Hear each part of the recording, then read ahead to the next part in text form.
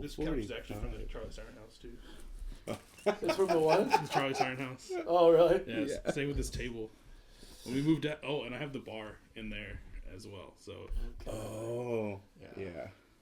They were like, Tane was gonna sell it, and I was like, I'll just take it to my new place. Like, don't worry about it. Check.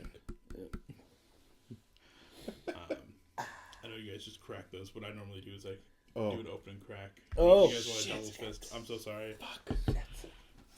Ooh, I can cheat a little. There you go. I'm gonna pee so hard. Okay. You're gonna do it. I love this. On the count of three? In 3, 2, 1.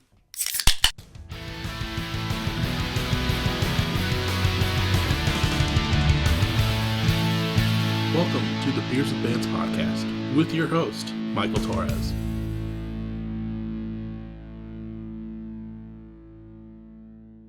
What is up, everyone? Welcome back to another episode of Beers with Bands. This week, it's another fun in-person one because I don't get to do these a lot. But I'm really stoked to be having night jobs on the pod. How you guys doing? Good. Yeah, this is fun. Thanks for having us. Dude, of course. Thank you so much for hitting me up. Like we were talking about before, I first saw night jobs back, it was like June or July, I think. Because it was right after a Twins game. You guys played with Lost Leader, Slow Death, and we had it earlier, and then I completely forgot. Death Pose. I keep wanting to think proper death or proper dose, but I know it's wrong every time. But yeah, ever since then I've been like, damn, this band fucking rips. So I'm super stoked you guys hit me up. Oh yeah, thank you. Thanks for having us. Of course. For people that might not be aware, you guys are like a melodic pop punk rock band from the Twin Cities. You just put out a new record here not that long ago that we'll talk about. But before we get too far, can you kind of go between the two of you and say who you are and what you do in night jobs? I'm Dan. I play drums and sing badly. Do backups and stuff like that. And he wrangles me. Yeah. A lot. You kind of put upon band dad guy. I mean, someone's got to do it. Yeah. And I'm Matt, and I play guitar and sing. Yeah. And I know we are missing one member today. Who are they and what do they do? Christian, who plays bass and is basically our Pete Wentz. Mm-hmm. He's gonna hate that. Yeah. I think he actually just switched to a night job. Yeah. And I think he's currently sleeping. Mm. I told him he could come sleep on the couch, but yeah, that would have been kind of that would have been content at least. Yeah, exactly. You would have done it too. Yeah. Well, as I normally say for the members that can't be here with us, this is where we pour one out in their honor. By pour one out, I just mean we have a drink in their honor. So around here. Okay. Christian. Here's the vodka tonics. Mm-hmm. But like I said, I first, found out about you guys back in like June.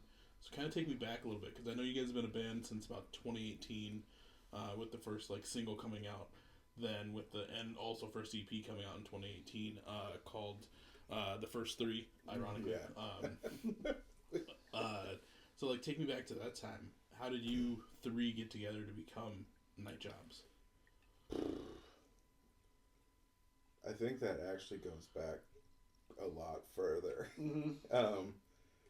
Because I moved to the Twin Cities in October of 2006 and started looking through like Craigslist and back when the back pages of the city pages. And he posted a thing looking to start a band, and like we shared a bunch of the same stuff, and sent him an email, and then me and Dan have like played music off and on up until there, except when we both left the state for a little while. Yeah.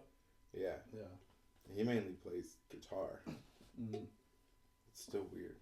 I know well, because I understand that you're the drummer in this band. Yeah. But like, I met you as a guitar player. Mm. And we had a lot of fun playing guitar together. Yeah. Yeah. So like it's still in my mind, and I don't really think I'm a guitar player. So we're You still think you're a bass player? yeah. A lot happened. Yeah. But what was it? Was it 2015 you moved back from Denver? Mm-hmm. Yeah. And he's always wanted to play drums. When Yeah. I met you, you had a kit. Yeah. And you I've wanted always to. messed around with it. Yeah, but I hadn't. When I moved out to Denver in 2012, that was like the first time I had messed around with it a little bit here in some bands. Mm-hmm. And I linked up with somebody out in Denver and ended up. That was kind of my first actual band with like me playing drums, and I kind of ripped the Band-Aid off. I didn't know about that. Yeah. You Yeah. play drums in a band out there? Yeah. Because you play guitar in a band out there. Yeah. So it's the only one you told me about. Yeah, the one I played drums in didn't. It fizzled out pretty quick. And yeah, and it was and it was kind of one of those things where I don't look for an act to play drums in, but if one of my friends asks me to play drums in their project, then I'll do it. Okay. But I'm not like, it's this is fun. This is exactly the kind of music that I like playing drums to. Right. So, but I'm not like a jobber or anything like that. I'm not a gun for hire or any of that kind of stuff, Yeah. So. During that time, too, I had a band fall apart that I was playing bass in. And I think I just didn't want to start a band again. So I started writing, like, acoustic songs. And I did that for a long time. That's kind of when I met, like, Tane. And then I recorded an EP at y'all's house. Oh, really? Between there and the Triple Rock. So anyways, I had, like, this whole bunch of songs. And that was, like, a good base to start from. Because you had moved back, the band I was in fell apart, and we started, like, we met up with the intent of, like, jamming some of that stuff out, and I did not intend on playing guitar in this band. Yeah. But my buddy, who was an amazing guitarist, ended up not wanting to do it, or just not, I don't know, I think it wasn't the right time for him. So I switched over, and we started jamming. Yep. It was pretty quick that we had a bass player before Christian, Nick. I'm so bad with last names. I'd have to think of yours. What's Nick? Welker? Yeah. Yeah. He plays in Battery Eyes Okay. now. Yeah. And he came in, and I don't know, the songs started making sense. Then we started working them out. And that's kind of where it all started. Yeah. But yeah, we've since like 07 or 08, we had a band called Emmett Brown way back then, where it was me and him playing guitar. And yeah, we just have always like kind of gravitated towards each other, like stylistically. We were working on some stuff, even I think probably songs that we play now. Right before I left, we were trying to do something new in 2012, but then I took off, and so when I moved back, I was just like, well, yeah, it just makes sense to try to do something with Matt, Yeah. So. Yeah, I mean, I went through, aside from just listening to the new EP, like, I like to always dive through the whole discography for bands that have everything out there.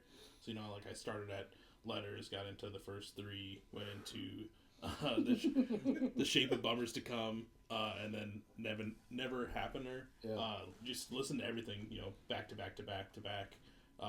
And it's like a solid, I feel like you guys have a solid discography.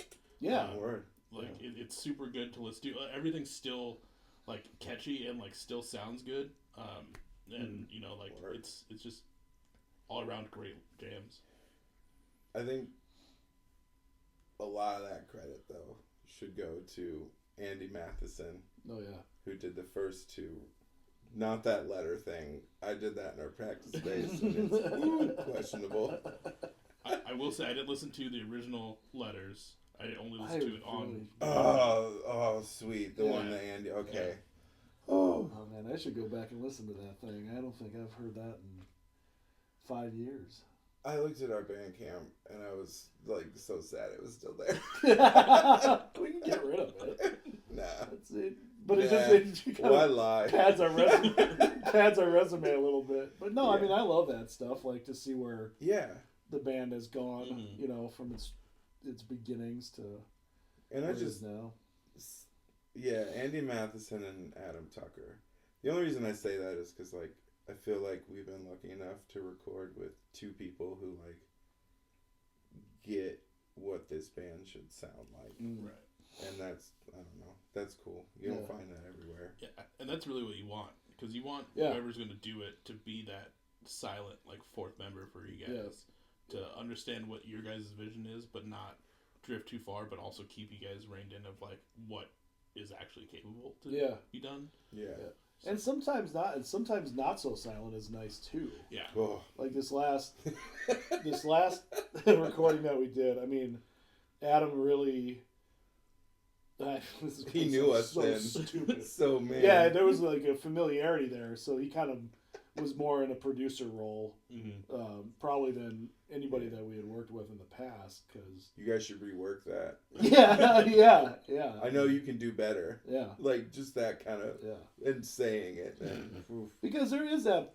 It is nice sometimes to go with somebody that's just going to be like, you know, this is what you sound like. You know, this is the songs that you guys wrote, and not meddle with it too much. But yeah, sometimes you need that person that's just like, yeah, that's not working. You need to try to figure something else out right there. Well, and like we were talking about earlier, like with like the latest producer being more, you know, like touching more like metal and like heavier stuff. It's also nice to have that producer that doesn't have to have that shine through on everything that they do. So like your record doesn't come out sounding like it's supposed to be a metal record, but you guys did it as like melodic punk, right? Which is really nice as well. Yeah, like he's a bass player by trade, and so he gets Christian's goals for what he wants to sound like, and then he understands like Matt just wants big ass guitars, you know, and so. I want everything big. Yeah, well, you want everything big, but he. It's Christian and Adam. The two times we record, it's like watching someone on a date. Yeah, they're so excited about it. They're it's fun. It's fun. Yeah, it's fun. And this last time, Christian brought both of his amps, and Adam was just like, yeah, no, let's set both of those up in a room. Let's do that. I'll blend them. It's going to be awesome. We went in that room and it hurt. Yeah, it really hurt. It was so awesome. So loud and so low. It was great. I really wanted him to do it for the release show. Yeah. I knew it would have been too much, but man, just do it. Yeah. I remember I had a buddy, he had like a 8x10, and we were playing a show at Gabe's in Iowa City, and for some reason the mic that they had set up on his bass amp just like stopped working. So he just went over to that and just cranked it, and it was one, fucking amazing, but two, just like it sounded so much better than just coming through like the mic in like the venue. Yeah. Let amps be loud. Yeah. Let amps be amps. Yeah. Yeah. Oh yeah. I mean, speaking of, so right before we get into this record, obviously it came out the 4th of October. At the point of this recording, it's only been a week, right? Yeah. It was a week ago. Yeah. Friday was the release show. Yeah. Like, how does it feel to have this new record, Shop Dog, which, is, like I've said, is amazing. Like, this record I've literally had on repeat for the last 2 days. Nice. How does it feel to finally have Shop Dog out? Really awesome. Yeah. For a lot of reasons. Because we've had it since what? May. Yeah. And I don't know, the first couple mixes, I was like, holy shit, this might be like the thing I'm most proud of. Like making, I don't know. I'm super, super proud of it. I think it sounds awesome. It's the first EP we've done where there are no songs that were like songs I had from the past. Like we wrote all of them together. Like me and Christian would just like bounce riffs back and forth, and we would just mold them into songs together. So it's like, it's ours, and there's no song that was like mine. Oh, right, because That that kind of was a thing. mine from Never Happener. Yeah. So that's like super, that's cool to me. And just like, I don't know, listening to it, being super proud and being like, damn, my friends are talented. Well, and I was kind of nervous about it because of that, because there wasn't anything that Matt just brought in that he already had. And that had really defined our sound early on. And so to have that, when we did Never Happener, I was just like, this is kind of possibly the best version of this band. Like And I don't know how we're going to follow this up. Yeah. Because this feels completely just right where this band is. And then... That's how I feel about this. Yeah, now like... It's like, oh, fuck, we gotta write new songs? Yeah. Yeah. And like, they gotta be at least that good. Yeah. Like, yeah. And I think the songs are a step up, and I think us knowing Adam a little bit better and him knowing us a little bit better really came through on that. Yeah. So yeah, I'm really proud of it too. It's would have liked to have it on vinyl, but you know, we'll get there. We'll get there. There's always a time for it. Adam also, I'm so sorry. No, you're fine. Go ahead with your thought. Recording us, Adam, like, pushed all of us really hard, and kind of in a way that was like the simplest version. Like, we're not going to do 1,000 guitars at any point. Like, we're going to do 2 and like maybe like a mono solo or whatever here and there. And then the vocals, I think from last time, just like understood me more. And this is the first thing I've ever done where like there's no doubling. It's all just like one vocal take. I mean, I did them chopped up, but like there's no like doubling or auto-tune, and I don't know. I was nervous about it until he sent us the mixes, and I was like, how did he get me to do that? Oh no, I have to try and do that live. Yeah. And that was always what I wanted to try to get away from, is getting away from more of that doubling on the vocals and it's so just easy. just capturing you as just the raw version. It's so scary to do though. Yeah. Especially when you're in studio and you're like, yeah, but I could like double that. Or like we could put gang vocals everywhere. It's true. And this time he was like, no, I want you to hear it like this, and maybe. And yeah. I was super surprised when I heard the mixes. I was like, because that's the part I hate the most. When they send you like the first mixes just to kind of hear how everything is, and you know that they're going to refine that. I hate hearing the vocals for the first time because like they're unprocessed and not blended, and I'm like, I hate this. This is all I hear. Anyways, sorry. No, it's... When you guys get this is a fun little side question. When you guys get like some of the mixes, how do you prefer to listen to those? Like, do you have a set list of like, oh, I need to listen to it through my phone, listen to it through like these speakers, go to the car? Because I remember when Tane was doing the last Tightwire record and he was still living in the house, he like brought out this old school like whole setup, and he's like, I have to listen to it like he mixed it basically off of the way it sounded on there, Yeah. and then went and listened to it in other spots. Yeah. Like, what are your guys' go-to spots to listen to your mixes to kind of get the right feel for it? It depends on when I get it. If it's 2 days after we just had recorded or whatever, then I won't listen to it for another 4 maybe. Mm-hmm. The car is always Car like and number headphones. one. Yeah, and then I'll put it on headphones and I'll listen to it really quiet. Mm. And then I'll put it on my hi-fi system and just crank the volume and see where everything lives on it. I gotta be able to turn it up in the car. I gotta get in the car and like go Yeah. almost to max and be like, will it? Yeah. And this one for sure, I was like, oh, it did it. Well, and then didn't you send Adam like a Audible too? Because we got like the original sort of mixes that he had envisioned or whatever, and then you were just like, that sounds good, but could you Albini it?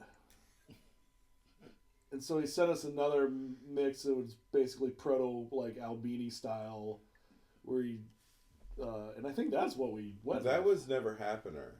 Well, okay. No, you did it on this one too. I did it, but I did it for one song. Oh, okay. It was the ACL song, and I was like, hey, I know that when we recorded Never Happener, all 4 of us were kind of like, let's try it with like an in utero type mix. Yeah. And then we all kind of were like, actually, no. Right. Yeah. And then there was one song, the third one, ACL, where I listened to it like twice, and I was like, hey, I think it might work on this song. Yeah. And then he sent us something back, and I was like, yep, Yeah. that rules. I don't even know what that means. Super loud live drums. Yeah. I mean, pretty much. Pinkerton. Yeah. Yeah. With you guys also like being more everyone taking a part in these songs, like you were saying, do you feel like it's like a new version of Night Jobs going forward from here? Yeah, because I think we all realized that at some point we were gonna exhaust all the stuff that had kind of previously been, used as material. So it was gonna have to be a next step in what we do. Right. is figuring out how to all write together, and sometimes that comes from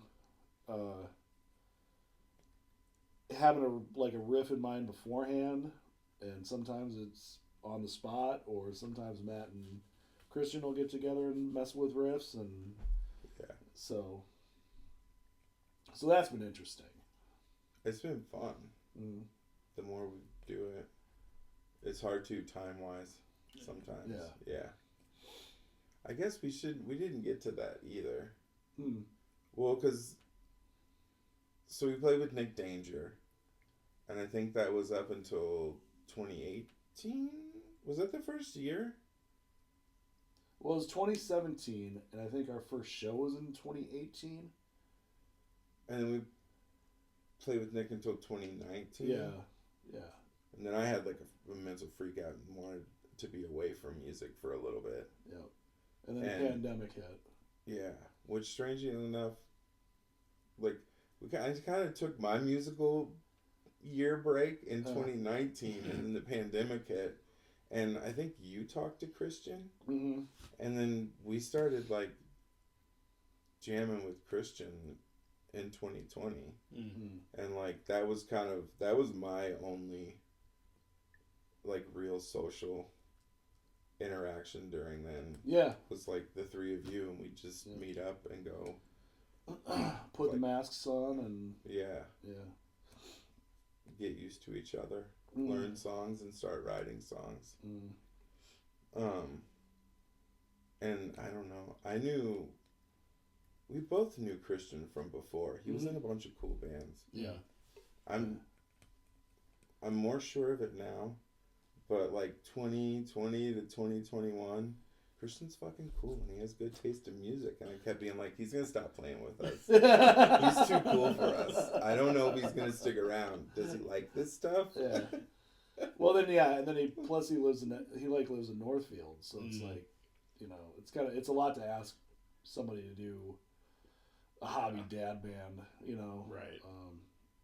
But he's game. I mean, he's pretty much been game for anything we've asked him to do. So it's like, it's been a great fit. But yeah, he'd been playing.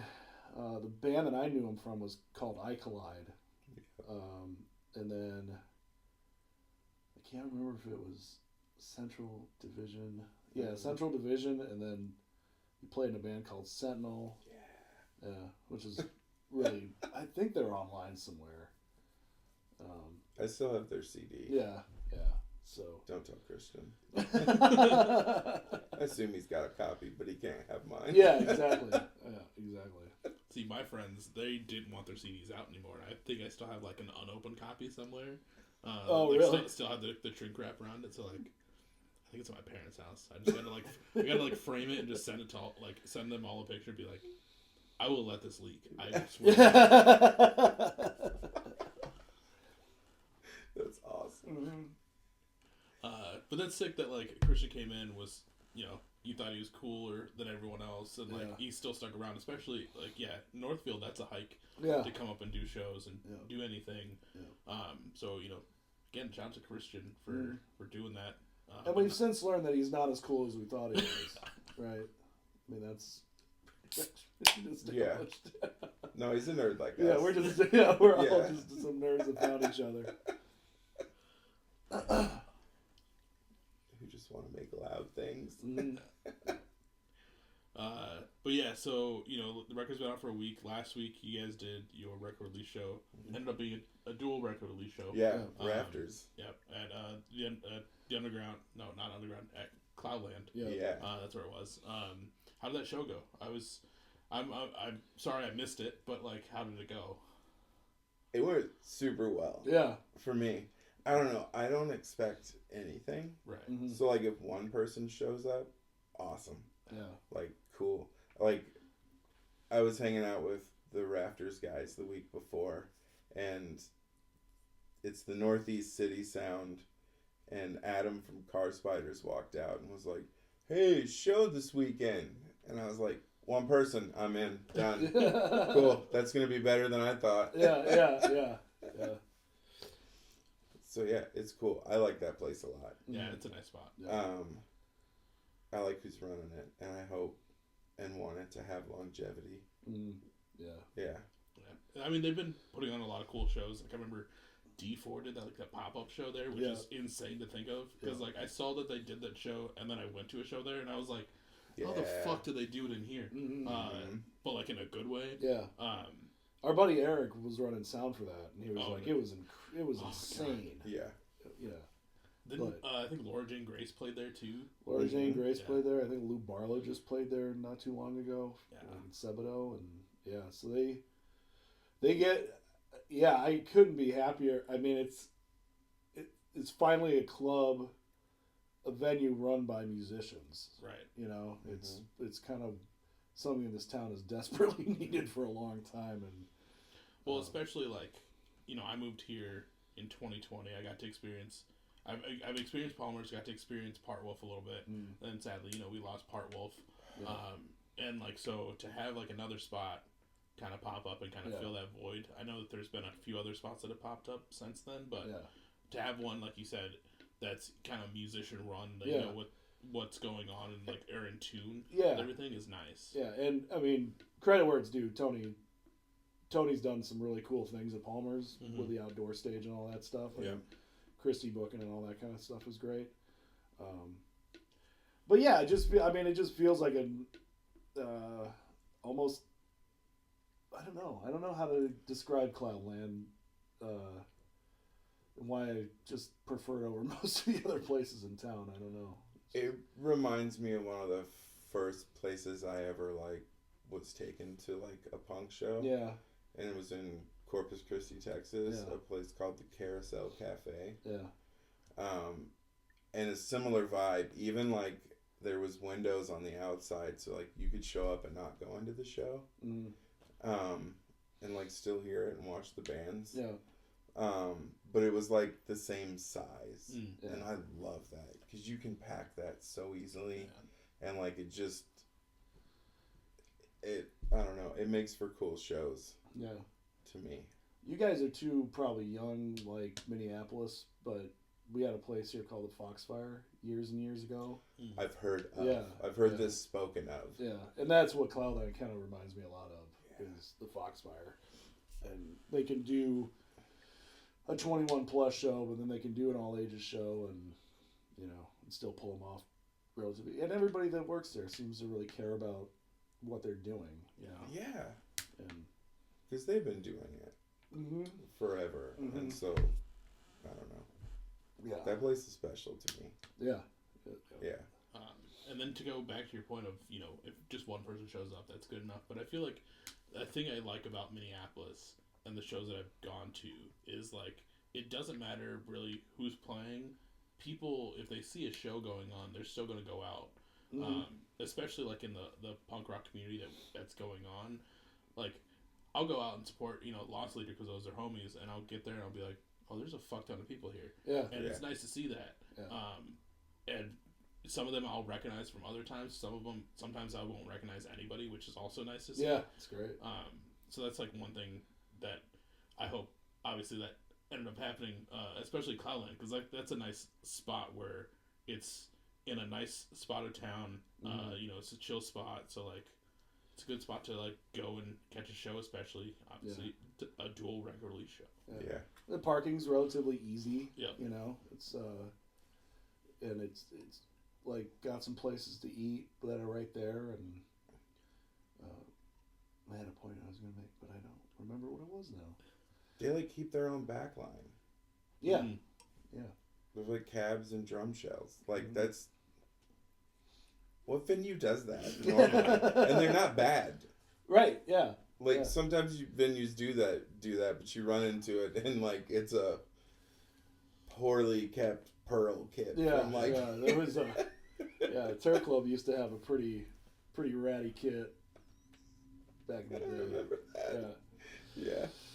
But yeah, and I was stoked to have Rafters because they're like not really a band anymore. I've played music with all of them in some capacity in the past, and I knew they were sitting on this record. I wanted them to put it out, and I wanted to see them one last time. And like I wanted to make that happen. Yeah. Yeah, and they've all had one thing or another to do with where we are, in some capacity. I mean, like the last show they played was with us at before it was at the Nomad, when it was the Nomad still. Oh yeah, that was like some of the last times before it came Part Wolf. Yeah. That was Nick's last. That was our farewell show and Nick's last show. Yeah. And they hadn't played since then, I don't believe. Yeah, I don't think they have. So that was 2019. So that was really fun. Their guitar player,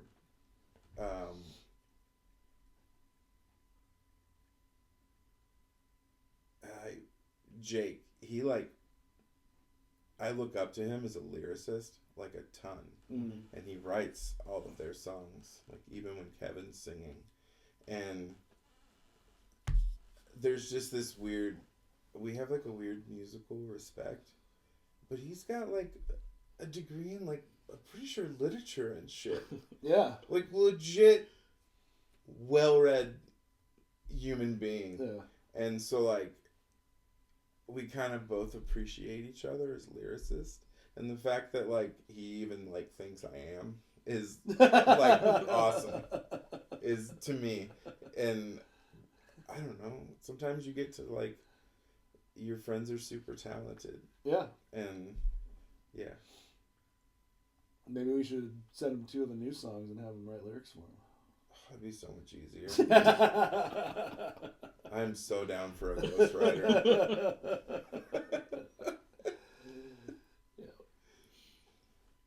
We would write write songs faster. I'm pretty slow at it. Well, yeah, that brings up a good question, because obviously, first EP was 2018. We had 2019. It's been 2018, 2020, 2022, 2024. So, yeah, 5 songs in 2 years for 2022 to 2024. Yeah. Ish.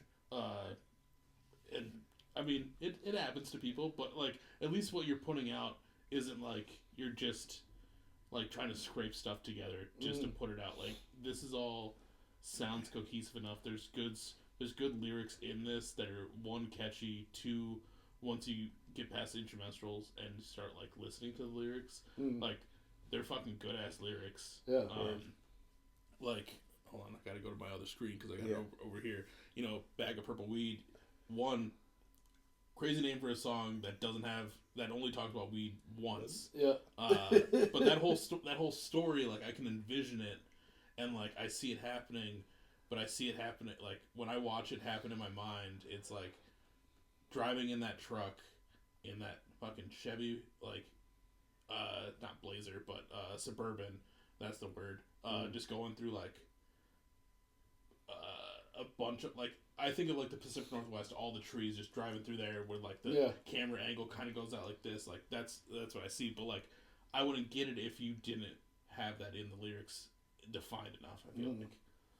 And I didn't see the Chevy Suburban. The Chevy Suburban have the house. But, like, that thing's a beast and classic. But, like, the lyrics in general, like, are really good throughout this whole EP. Word. Thank you. Yeah.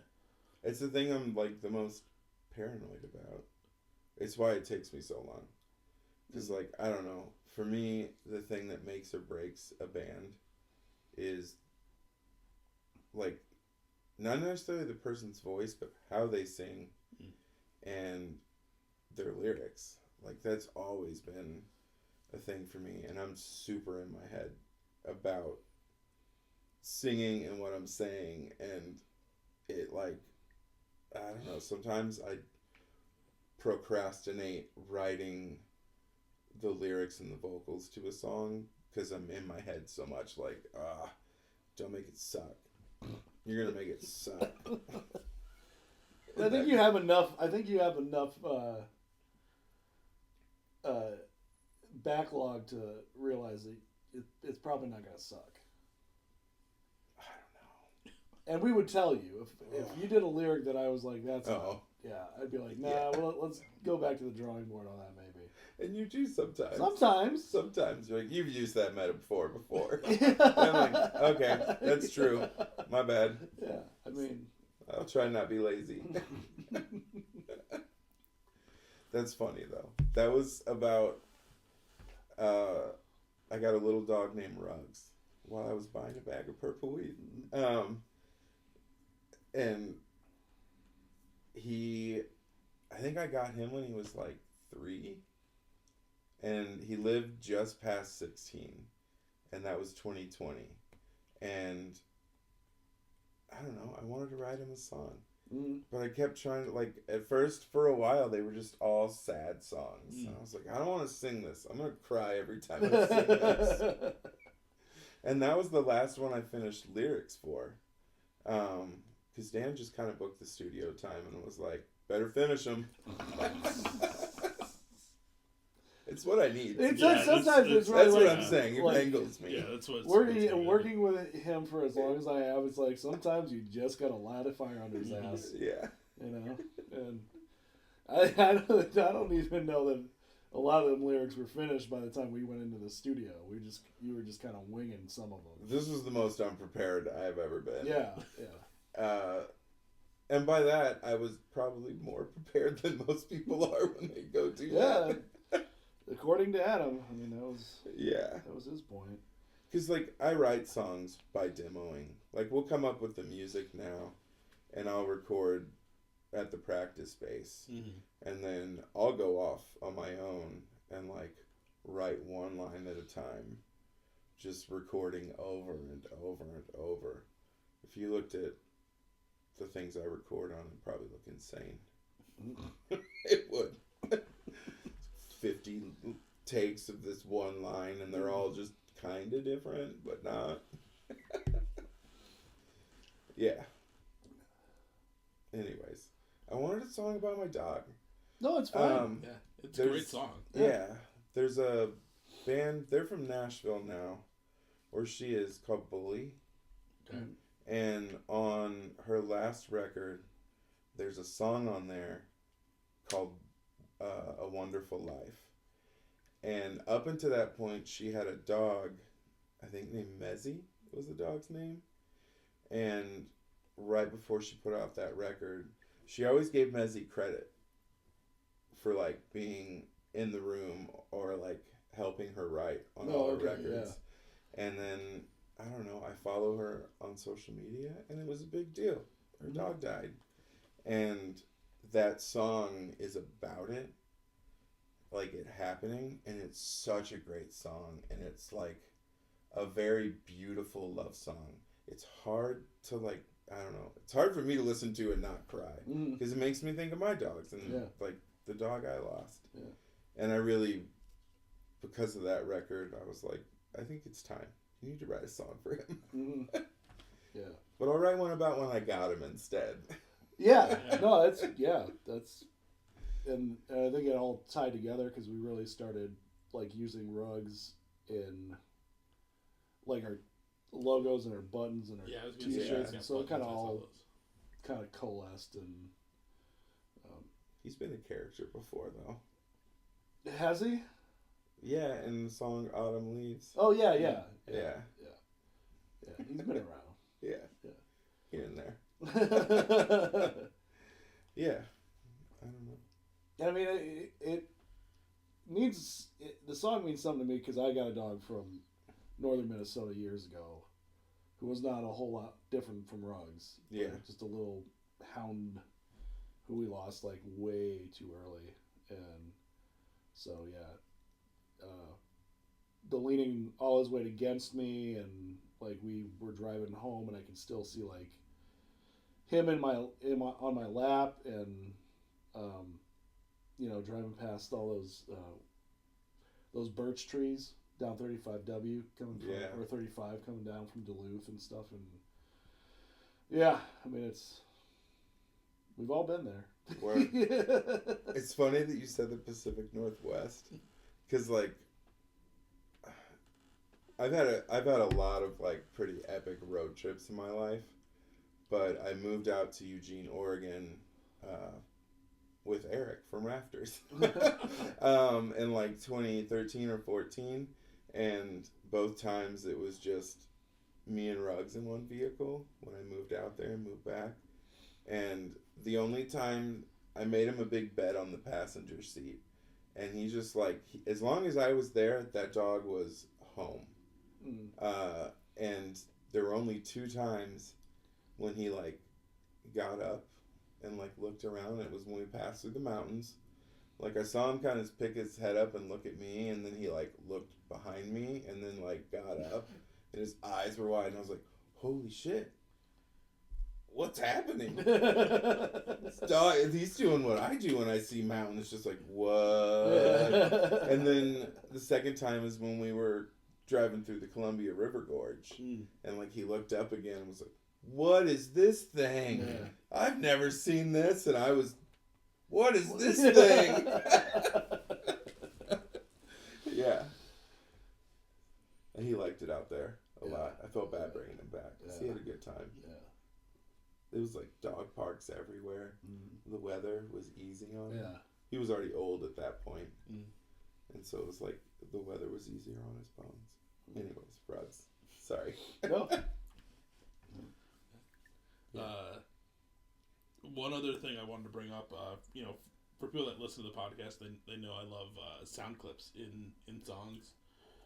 You have a sound clip in the song Nirvana. Yeah. I was trying to look it up before you guys showed up today, and I don't know if I was just mistyping it in, but I couldn't find it. All that came up was like, I guess Kanye has a song where he talks about being God, so like that's what kept popping up. I was like, no, this isn't fucking it. Like I want to talk about Kanye. Yeah. What is that sound clip from, and why did you decide to use it in Nirvana? I've wanted to do this for a while. I make these suggestions all the time, and Dan hates it because it is something that's used a lot. It's been kind of overcooked a little bit. One of my favorite bands growing up and even now was a band from Jersey called Lane Meyer, and like both of their records start up with John Cusack quotes before songs, and then they're in like before every other song or after a song. Like they have a song called My Very Own Winnie Cooper, and at the end of that song it fades into a monologue from the last episode of The Wonder Years. And like I love that shit. Yeah. That shit's candy for me. Yeah. But so that clip is from Groundhog's Day. Oh, okay. Yeah. I think it's the only reason why I got you to do it. Yeah, because that's absolute. I mean, Bill Murray is one of my absolute all-time favorites. Yeah. And so that.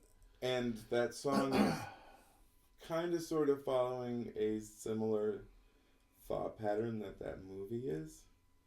Because I end up making some references in the song to it. Yeah. But it's like when he's been around long enough. Mm-hmm. Yeah. I'm a god. A god. You're God? Not the God. A god. A god. At least I think. Yeah. At least I don't think. Yeah. At least I don't think. It's awesome. And we ended up. My other band, ended up using that as a song title. Awesome. A God, not the God. Yeah. It was because I didn't think you would let me use the other one that I wish I still want to. I mean, we still might get nailed. Yeah. With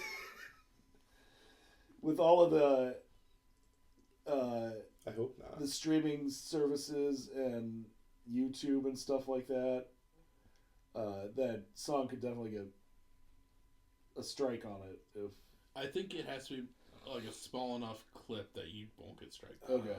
And we like split it up. Yeah. I did it with Adam when they weren't there. Because I know people recently, Ben Quad, who's great and killing stuff right now. Their EP had like a clip from like King of the Hill, and then they also had a clip in the same EP. From It's Always Sunny, but they're like just the right amount of. I think they have to be like the right length, to like not get copyrighted. Yeah. But yeah, that's the shit that I eat up when there's like a fucking audio clip from something. Oh really? Yeah, like that's like I get giddy over that and like horns. Obviously, you guys have horns that come in on Jetbreaker. That was part of the trade-off. Because I wanted the horn. Okay. Like originally, it was his idea to get the trumpet. Yeah. But he didn't. I don't think that you were completely sold on how that part was done. Mm. And I was just like, no, I think it's good. I think we should just leave it. Yeah. I wanted a trumpet somewhere. I always have, because I'm a big fan of ska. No, I am, but I wasn't gonna go there. I was gonna go a different direction, like the Chicago area, like American football. Yeah. There's a band called Colossal, which was like people from the Lawrence Arms and the Smoking Popes. Yeah. And they had a trumpet that would come in sometimes, and it's like slow, jangly guitars. Yeah. And I always wanted to try something, and that part felt like it might fit there. Yeah. Mm-hmm. But I don't know. I ended up playing trumpet. Right. And then Dan took to the internet. Yeah. Found a guy. You can find anything on the internet. Yeah. It's crazy. And yeah, I was always a big Rocket from the Crypt fan, and those guys figured out how to incorporate horns into non-ska music, into like punk rock. So it was like, yeah, that feels good, Because like the tricky thing is with adding horns to like a punk rock song is adding just the right amount. Mm-hmm. If you do too much, you become a band with horns. If you do too little, then it's like not really noticeable. Yeah. And like you guys do a good job in Jetbreaker with that. And then the same with like the audio clips. I've listened to EPs that have an audio clip every single song, yeah, which can be a little much. But if you find like the right clip and put it in the right spot, like it solidifies the song. Yeah. I also didn't really have a third verse. Oh, is that what it was? I kind of did, but like I told Adam, I was like, we can try this, but I want to try this. Okay. And as soon as he was like, oh, I love doing this. Let's try a movie quote. Mm. And I was like, Dan might say no after he hears it. But then I showed him which clip it was, and he was like, no, we're going to make this work. And the whole time I'm like, sweet, I don't have to BS through that third verse. Because you were going to use Ray if somebody asks you if you're a god or not, you say yes? Yeah. That would have been a good one, too. The Ghostbusters one. Yeah, that would have been... I wanted to put it at the end of the song. Oh, really? Yeah.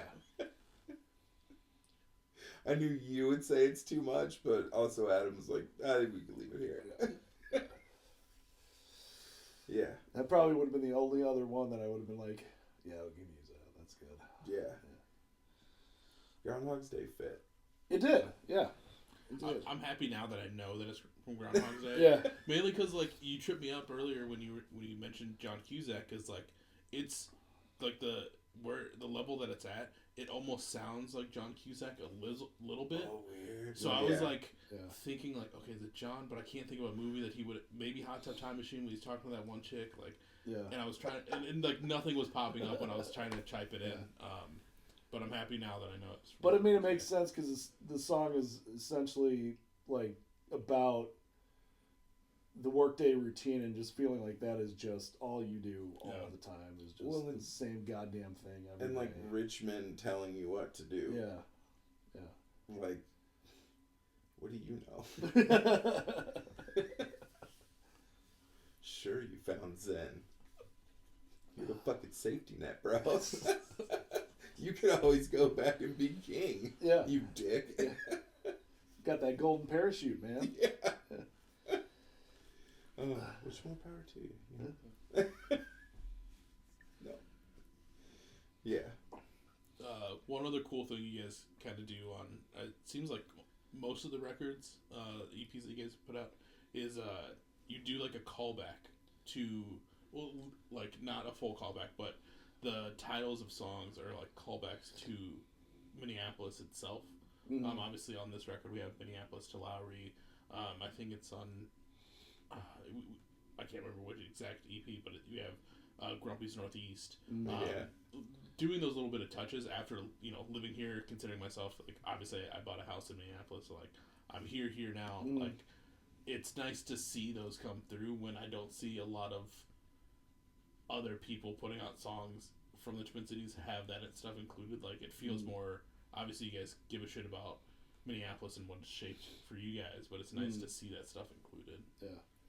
I think that I like when a setting is a character. And I'm like, the biggest thing I can think of influence wise is Banner Pilot. And like they do that sometimes. They just throw in this, maybe even just a line about like what street you're driving down. And like I know to anyone else, you can still resonate with that because you've driven down this street or that street and had a memory be formed there. But with them and living here, it's like, oh, I know exactly where you were driving. It's them, and then unfortunately a good friend of mine got me into the Hold Steady. Yeah. And like Craig Finn is setting a is cottage industry yes. on Minneapolis references, but living in Brooklyn. Yeah, well, there's some New York references in there. He blends them together. It's weird. I hate that. I hate that. My friend Tyler Hagg. Fuck you, Tyler. He's the one who got me into the Hold Steady. And he because he likes to weave songs like that. Yeah. And I love Tyler's writing and lyrics too, to add to those other two. Yeah. And like setting is a character for him. And I don't know why. I like that. It's either Minneapolis or South Texas. Those are kind of the references that we're dealing with. Or Chicago. Sometimes Chicago. No. I was drunk in Chicago. Well, yeah. It's what you do there. This is exactly what you do. But so yeah, I don't know. That's kind of important to me, and like I don't know how I like to tell stories. Yeah. That's No, because like even so, when I was telling you earlier, like the band that I used to tour manage, I went to high school with two of the guys. One of them, like one of the first EPs, there's a song called like East Sixth and North Miller, because like that's where like his girlfriend broke up with him, and like he named a song that, and like that was a defining EP for them. So to like obviously living in a small town of like 3,000 people, having a song that one I knew the street, obviously I knew the backstory, but like having those moments where you hear a street and you're like, oh, I have one of those near me. Like I've also had shit happen there. Yeah. Like the Casper Fight scene from Michigan, they have one of their songs. They talk about, I can't remember the exact street, but like you drive down this street or whatever, and I'm like, oh no, like I got one of those near me. Like I've had shit happen there too. Yeah. Like I feel that. Yeah. yeah. I liked going out to the Pacific Northwest. Part of it was because of Banner Pilot, like their record right before all that, before I moved, was Heartbeat specific. So then getting to go out there and be like, oh, that's where he was talking about, like that kind of thing. I don't know. I love that, so that's why I want to do it. Yeah. I was like, I think we were on tour in California, and we took a wrong turn somewhere, and we ended up on Ocean Avenue. Oh gosh. And we were like, oh my god, we're here. We've done it. We've made it. I don't know. And it's fun for... I like making Corpus references. You do. Because like a handful of friends, like, Yeah. for the same reason, we're like, oh yeah.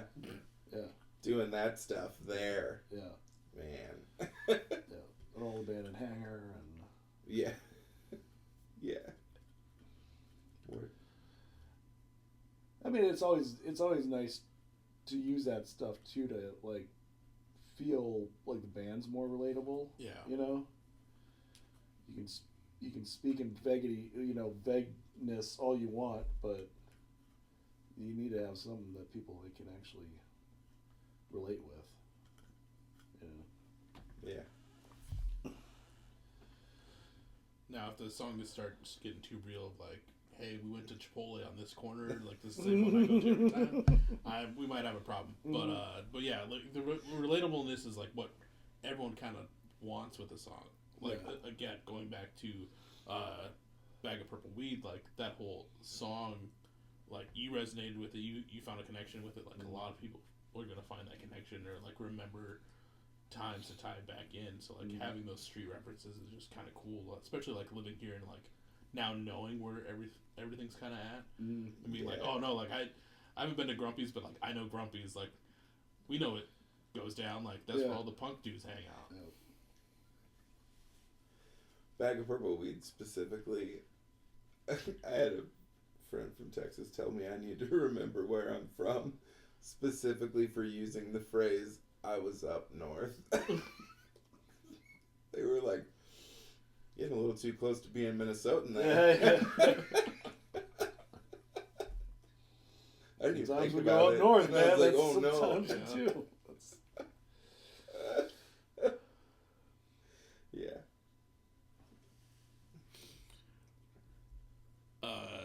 But yeah, you know, like I mentioned, Shop Dog is a great EP. One cool thing that I would be remiss about not talking about before we transition is you guys are festing again this year. I know this episode comes out after all the festivities, but you know, this will be how many years that you guys have been festing? This will be our second year. Yeah. We got to play 2 in a row. Mm-hmm.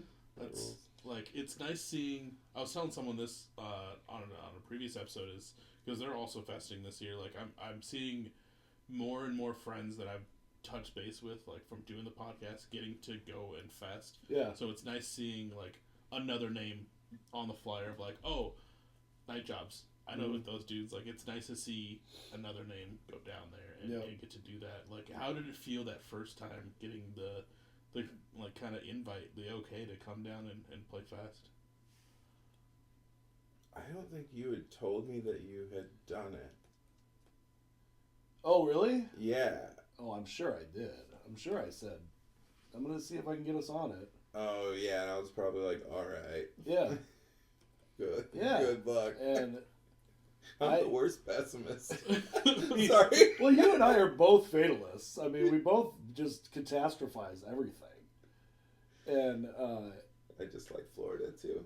well, yeah, I mean, it's like I'm not going to put it on blast, but you know, it is what it is. I mean, that 80-degree weather in October, at the end of October, is nice. Yeah. You know. Yeah. But I remember getting or sending the email, and I was working. I wasn't thinking anything about it.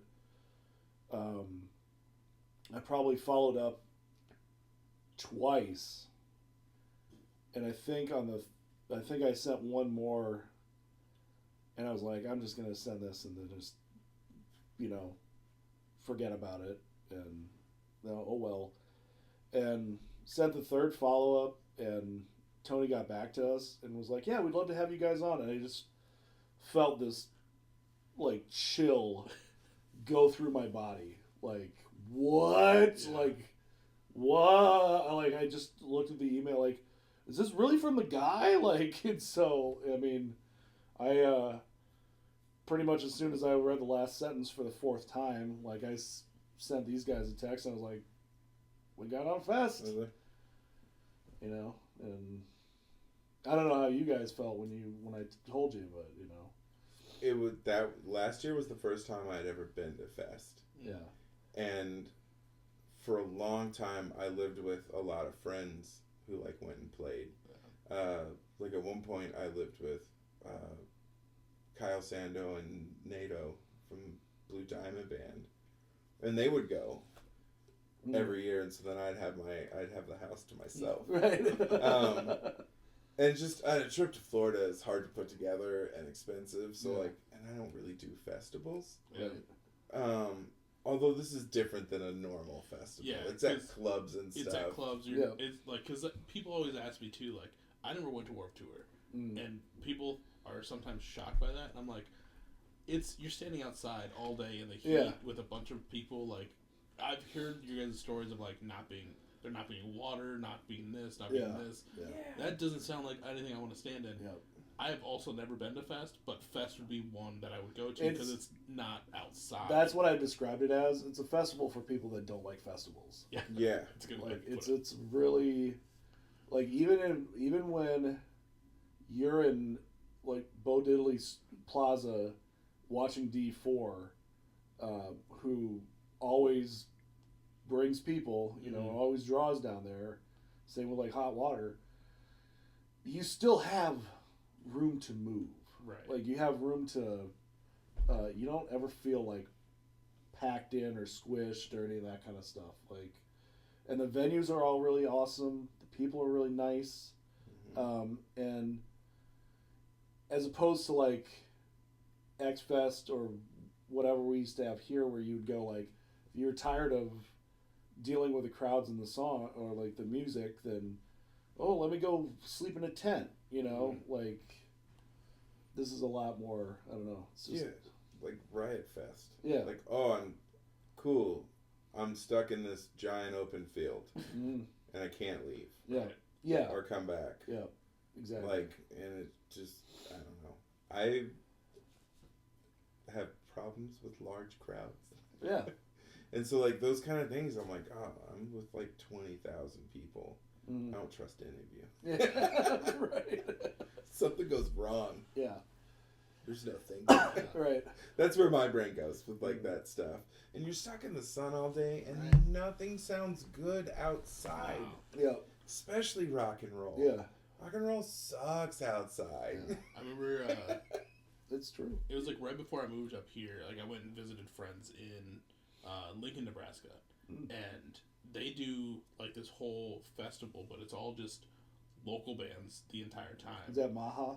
I think Oh, it no, was that would be Omaha. That's dope. I can't remember. I used to remember what it was called, but it was like Yeah. something in the light of, I don't know.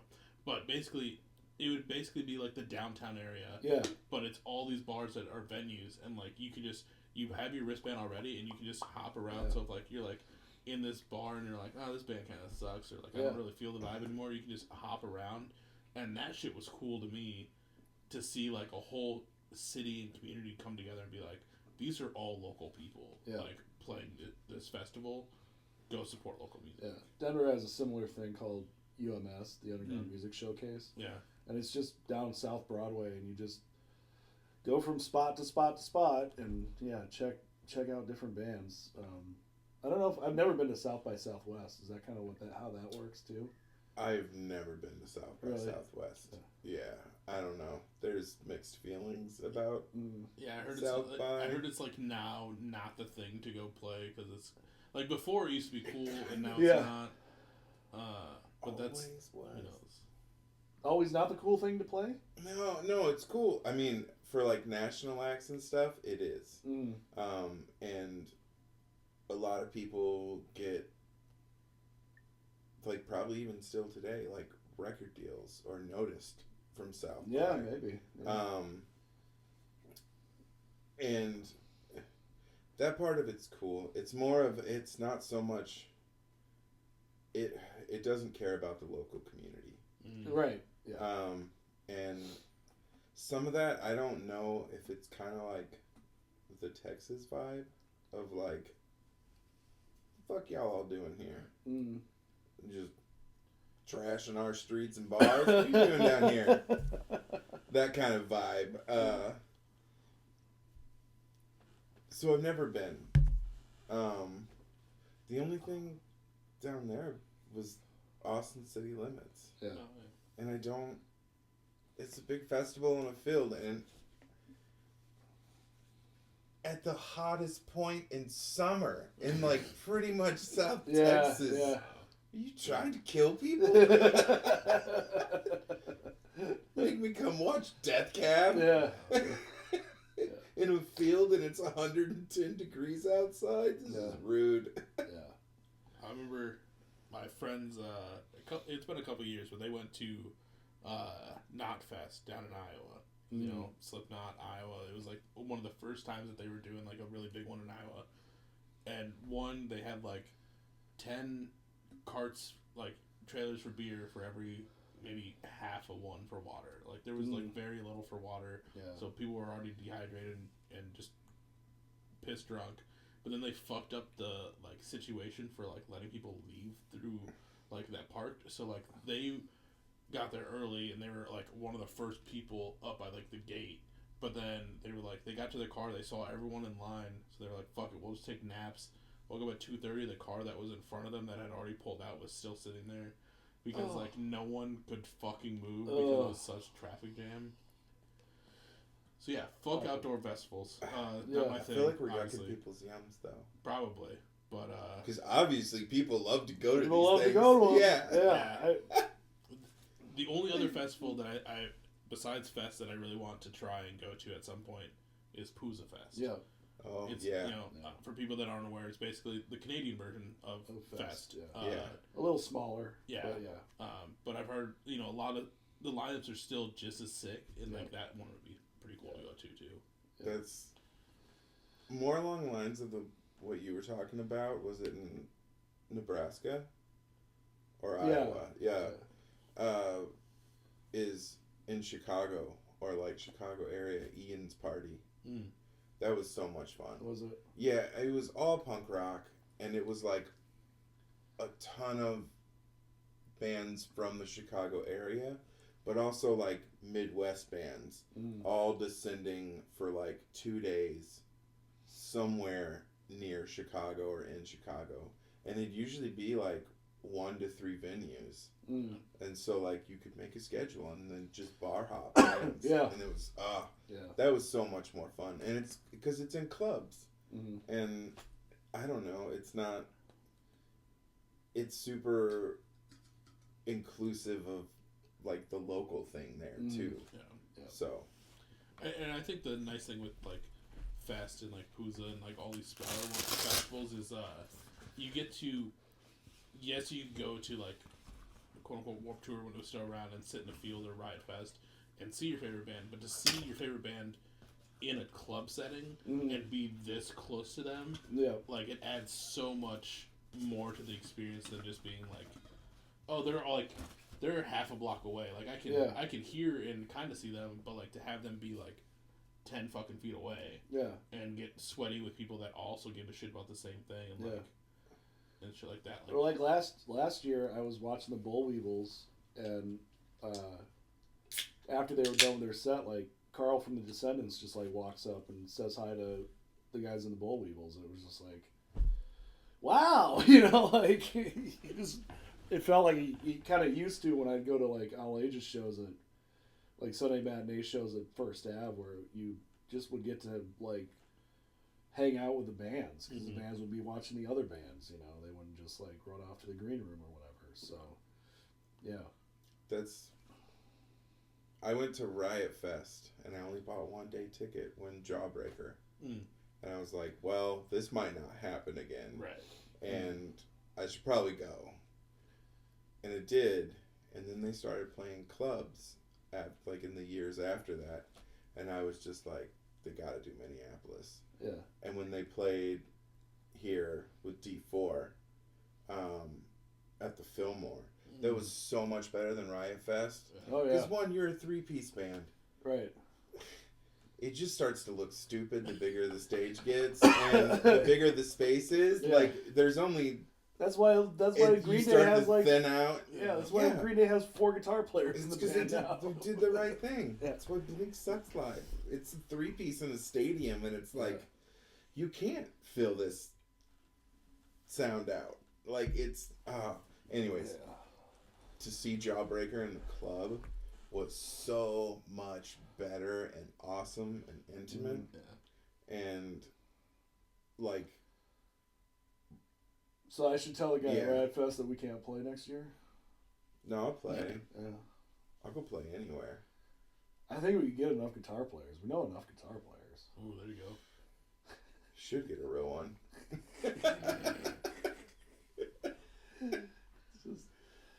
Just Kyle Sando, like Jake, and we've Kevin, tried. And just like we've tried. Yeah.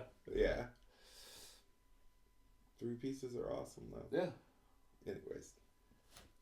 Festivals, boo. Fest is rad though. Yeah. And it's, if I was gonna like choose how a festival could be fun, it would be like that. Like a whole bunch of bands and clubs. You do have your big stage, but most of the bands that play there also do smaller sets. Yeah. Right. And that is a lot of fun. Yeah. Yep. 2 weeks. Yeah. Get on an airplane this time instead of touring like we did last year. It's both fun and different. It would have been fun to play going down again. Yeah. That was a lot to put together though. Dan and Christian did all of that. And yeah, like, I don't know, playing some of the places we played where no one showed up on the way to and home from Fest were like more fun than the set at Fest. Because they at least had air conditioning. And my voice hadn't blown out yet. Yeah, your voice hadn't blown out yet. Yeah, like, I mean, there were people at some of like Madison. There were people at Chattanooga. Had people at. I love playing places I've never been or that I'm not from. Like, out of town is so much fun to me. I know that we don't play local as much because of that. And you guys always seem down and game. Because we've done a couple road trips now. It's just, I don't know, it's fun being somewhere and playing playing for people you don't know. Mm. A lot. Yeah. And it's not that Minneapolis isn't cool. This place is awesome. And it has a great music scene. It's one of the reasons that I picked moving here.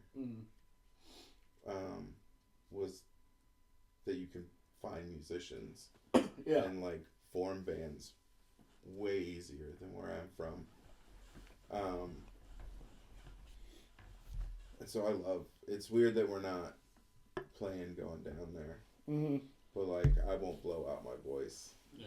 And can play fest actually singing. Right. Yeah. That happened last year in Chattanooga. I woke up and ripped too hard of a intense joint driving through Tennessee. I wanted to be as illegal as I could. Someone handed me a joint that was rolled in keef and then had a twist of wax around it. Oh God! And it was 9 in the morning, Yeah. and I felt it instantly. I was like, oh no.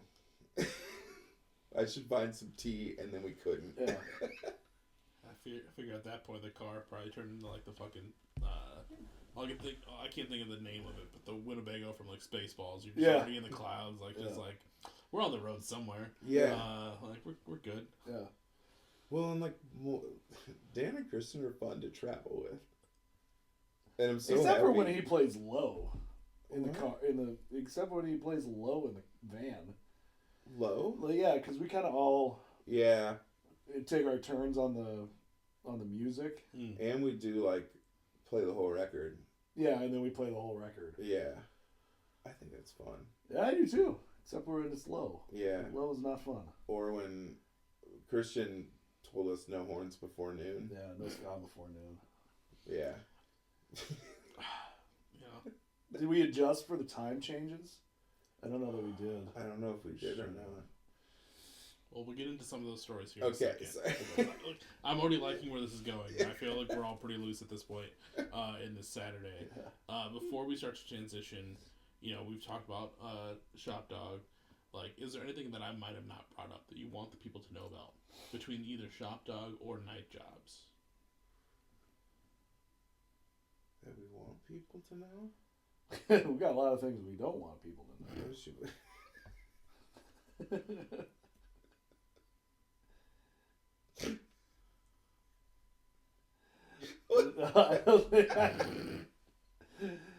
That sounds so bad. Yeah.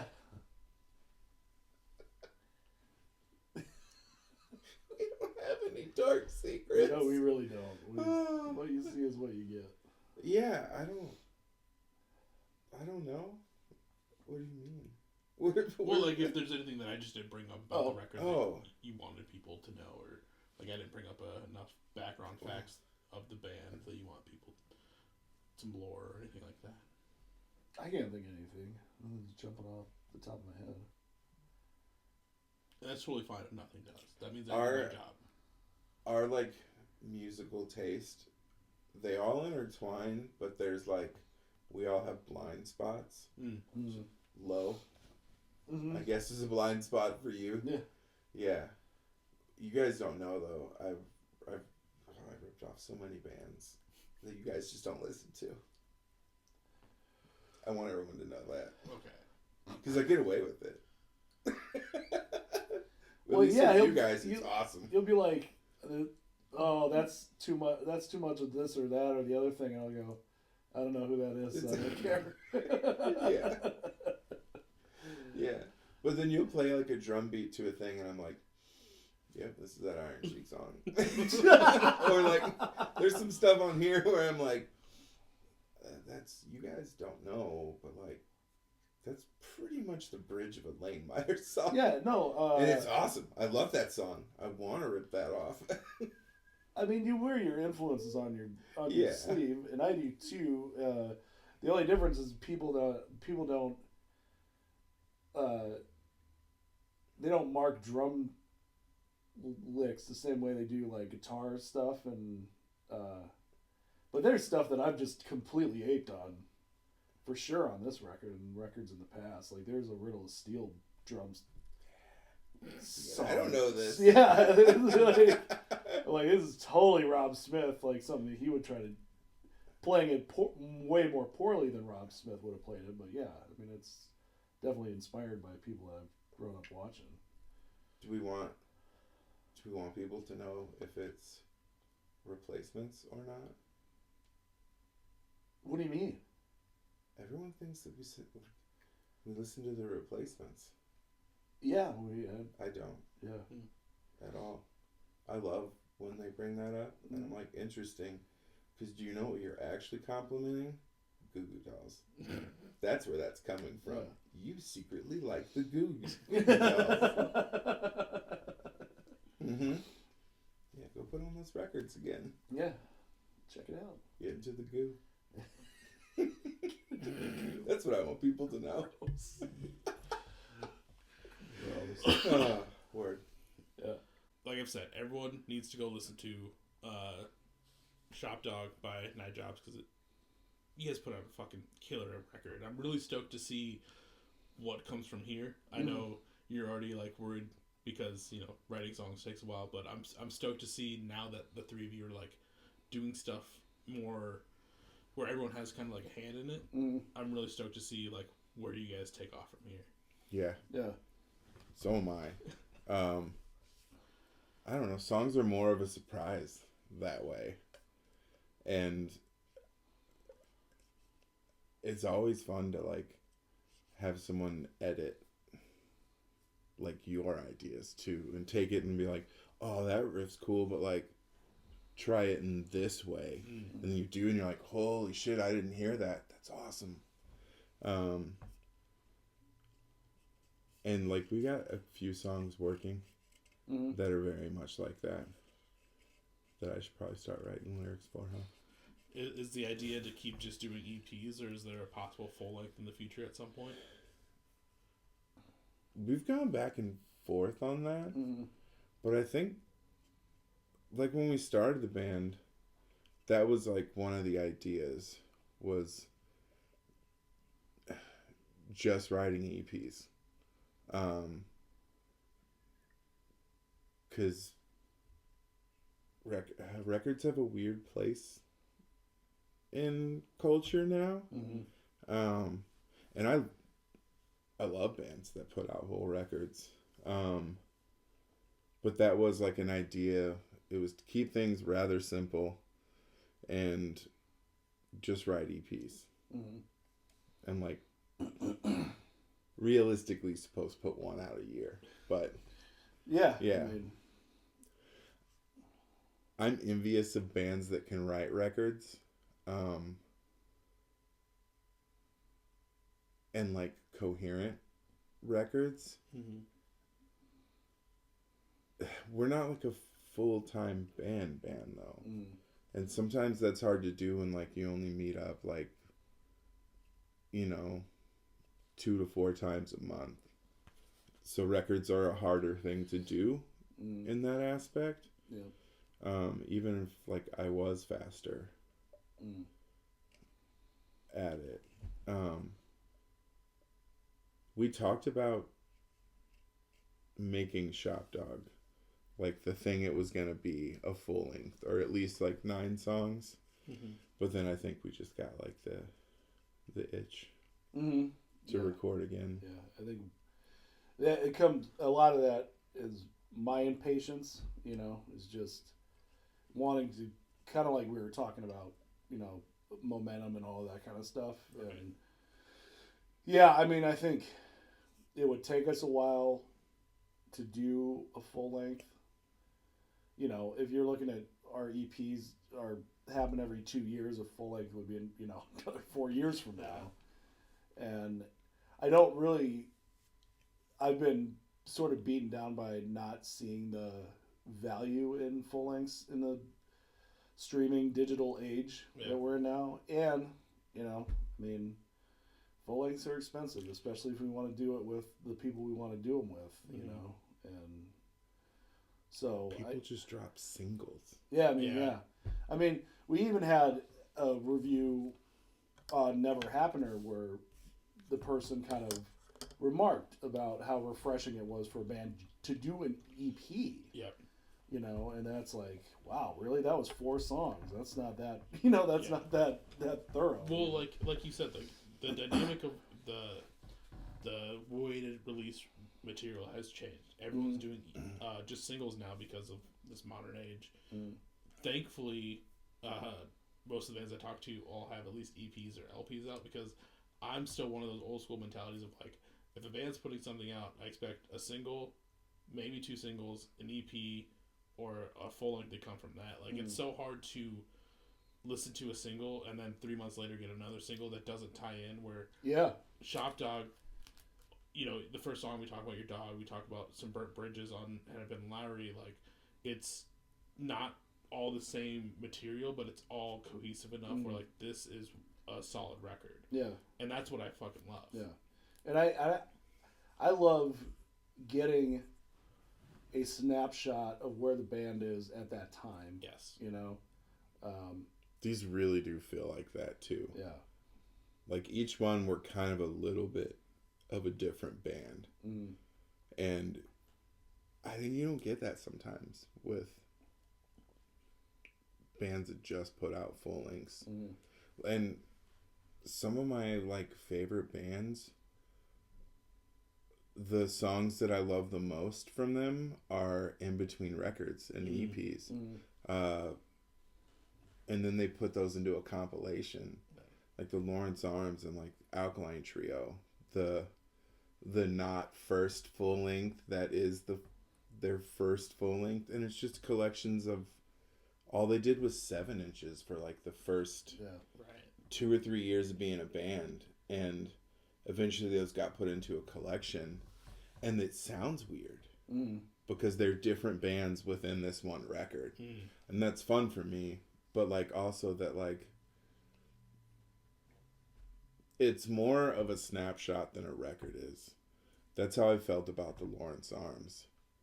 Because some of their EPs in the middle of records, they sound like a different band. Which is probably kind of on purpose. Because you wrote these songs and you know they don't fit in a record. Right. And that's something I don't know how to do. I feel like records are supposed to be coherent in some fashion. Yeah. And I don't know if I could, like, operate thematically like that. Yeah. Yeah. Like, if we had done, like, 6 songs for Never Happener and just, like, you know, put 2 of them in the can for whatever, and then decided to do this one and took those 2 songs and put them on this one, I wouldn't have felt kind of right about it. Right. You know, like that's not my goal with releases. So, I mean, at that point, if you're going to cut 2 songs from an EP, you might as well not save them for the next EP. You might as well just release those as their own singles. Yeah. Totally. Yeah. Because otherwise they have to be completely reworked to where you are now in that chapter of the band's life. Yeah. Like, now we're at this chapter for Night Jobs. And, you know, like, as much as I don't want to word this. Obviously, please don't take this the wrong way. Like, this EP is solid, but I wasn't, like, as much as I want more Night Jobs songs in the future, I wasn't wanting it to be a full length. Like, this, I felt like was meaty enough as an EP where I'm not expecting like another 4 tracks or 5 tracks to. Yeah. I'm not waiting for that back end like some bands kind of do on their EPs, where I'm like, okay, you left the story here. Like, where's the back half of this book? Right. Like, this was full enough where, like, I still want obviously Night Jobs in the future, but this is a solid EP where it doesn't need that full length. Yeah. Yeah. Yeah, I gotta go to work. I gotta walk my dog. Well, I tend to like gravitate towards bands that have a sense of urgency, no matter if it's in the music or if it's in the. That's probably the only sense of urgency I feel in this band sometimes, but you know, but that's an important thing to me is feeling like the band is still kind of hungry, you know. Yeah. And I love seeing bands that like Refused would be example I would use. Like they did Shape of Punk, and then they broke up, and then they came back and did their first record together after being gone for like 10 years or whatever it was. And I listened to that album and I loved it, but I know a lot of people didn't. And I was like, well, if they just did The Shape again, I would feel kind of cheated. Because these guys are 10 years older than they were when they did that record. Mm-hmm. So it needs to sound like they are who they are now. Yeah. You know? And I think that's why the snapshot thing is so important to me, is like, it's... Yeah, that's what I love about Braid. Yeah. Like, we're not going to do Frame and Canvas again. Yeah. We did that, and we were already progressing as a band, and now it's been like 15 years. Yeah. So, no, we're not going to write Frame and Canvas again. Yeah. But also, we're going to drop this EP on you before we do anything else. And there was 4 songs that were like, they're hungry for it. Yeah. And like, cool, they're going to write a full length. But like, they were so excited about being a band again. And these were these like 4 urgent songs from this band that was friends getting back together and just like wanting to like create music real quick. And it's like, who cares if there's no full length here? Who cares? Let's be done. There's 4 songs. They're great songs. We haven't released anything in 15 years, let alone written. And I don't know, that was awesome. They're also more cost effective. Right. Studio time is expensive. Yeah. Yeah. Yeah, and I think if we were gonna produce something ourselves, record it and all that, maybe have somebody else mix it, then I probably would be a little bit more interested in doing a full length. But again, I just, like I said, I don't know in 2024 that there's really an audience for them. Right. You know. At least from a band that's like not established. Right. Yeah.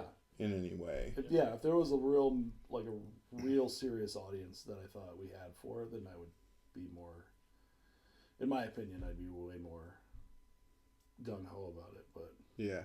Well, unite heads. Start letting them know that you need a full length in your life. Yep. Come out of the woodworks. This is where you show yourselves. Yep. But like, I think you guys are on a good pace with what you're doing. Hopefully we don't have to wait another 2 years, but no pressure. Yeah. Not looking at you right now. But it's like I said, Shop Dog is a solid record. The track that you're going and like to hearing, the different versions of Night Jobs as it's been going, like it's been great, and like I can hear the progression. I'm really stoked to see where it goes from here. Yeah. I am too. Me too. Yeah. I once again have like a hand, like 3 or 4 demos that like we have the music for and they sound awesome. And I'm just sitting there being like, I don't want to make these suck.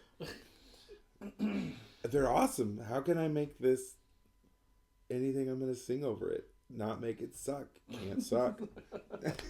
It's just stuck in that loop. Yeah. It's a good loop to be stuck in, honestly, because, they're really fun to write music. Yeah, I don't want you to Dave Grohl it, Yeah, right? I mean... See? But maybe a little in between the two. Wait, does that mean you're supposed to go join another band and start songs over there? Yeah.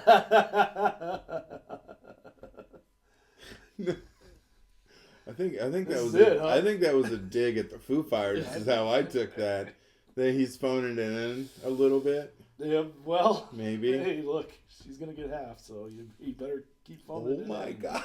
You phone it in. I was talking about songs. Phone it in, do a cover album, and go back to what you're doing. Yeah. I happily own that record, by the way. Which one? The Bee Gees. Oh, that's awesome. Yeah, but enough. Dave Grohl, he's got enough problems going on. Yeah. It's the amount of people that just come out of the woodworks and we're like, I don't support Dave Grohl anymore. It's like, he has been kind of America's somewhat like father for a while. Dude, Like, he's been America's punk rock dad. Yeah, it goes like Tom Cruise and then Dave Grohl. Or, Like there's maybe a couple in there, but like Kill your idols. Yeah. Yeah. They're just people. They're Kill just your people. idols. Yeah. Whatever. But it's perfect timing that you just grabbed another beer because now we're going to transition Uh-oh. to the beer segment of this episode. Obviously, it's called Beers with Bands. You don't have to be drinking on these episodes because I would definitely do that for you. But obviously, you guys have been drinking on this fine Saturday. What have you guys been drinking? One more of those. Today? Yeah. Uh, I'm the ones I brought because I told Dan I would buy nice beers. You always buy nice beers. Well, I've assumed you thought I'd bring like hams.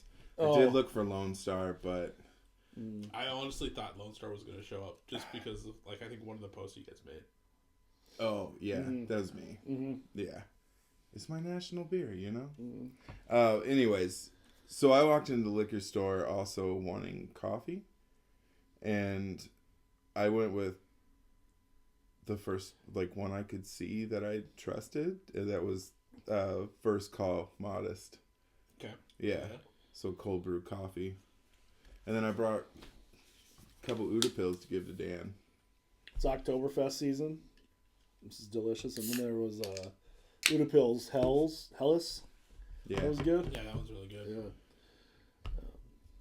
it's one of the ones I like from them. Mm. Yeah. And then you're drinking Colt 45. You know, Yeah. can't go wrong with some Colt 45. Yeah, Would have works been cooler. every time. Would have been cooler in a glass bottle, but I haven't been able to find 40s lately. Oh man. It's a shame. I don't want Lone Star unless it's in the bottle. Yeah. The There liquor is- store I was at had it, and I There's was a like, liquor- there's a liquor store down the road that I haven't gone to. It's a little bit sketchier. So I'm gonna guess me and my neighbor guess that they probably have the 40s in bottles. ooh, I just yeah. haven't gone there yet. But I would get these a lot. Lately, this has been the beer of the podcast. Has it? Modelo's. I started out with a lot of PBRs, Yeah, I'm sure. and then they stopped. They never responded to my emails, so I've had to switch it up. Oh, you were like, "Yo, help hook me up." You I know, was like, "Hey, like, I giving do you the free thing. advertisement." I do this thing. I drink a lot of you guys. Yeah, Not just 12 ounces. I would do tall boys on episodes, yeah.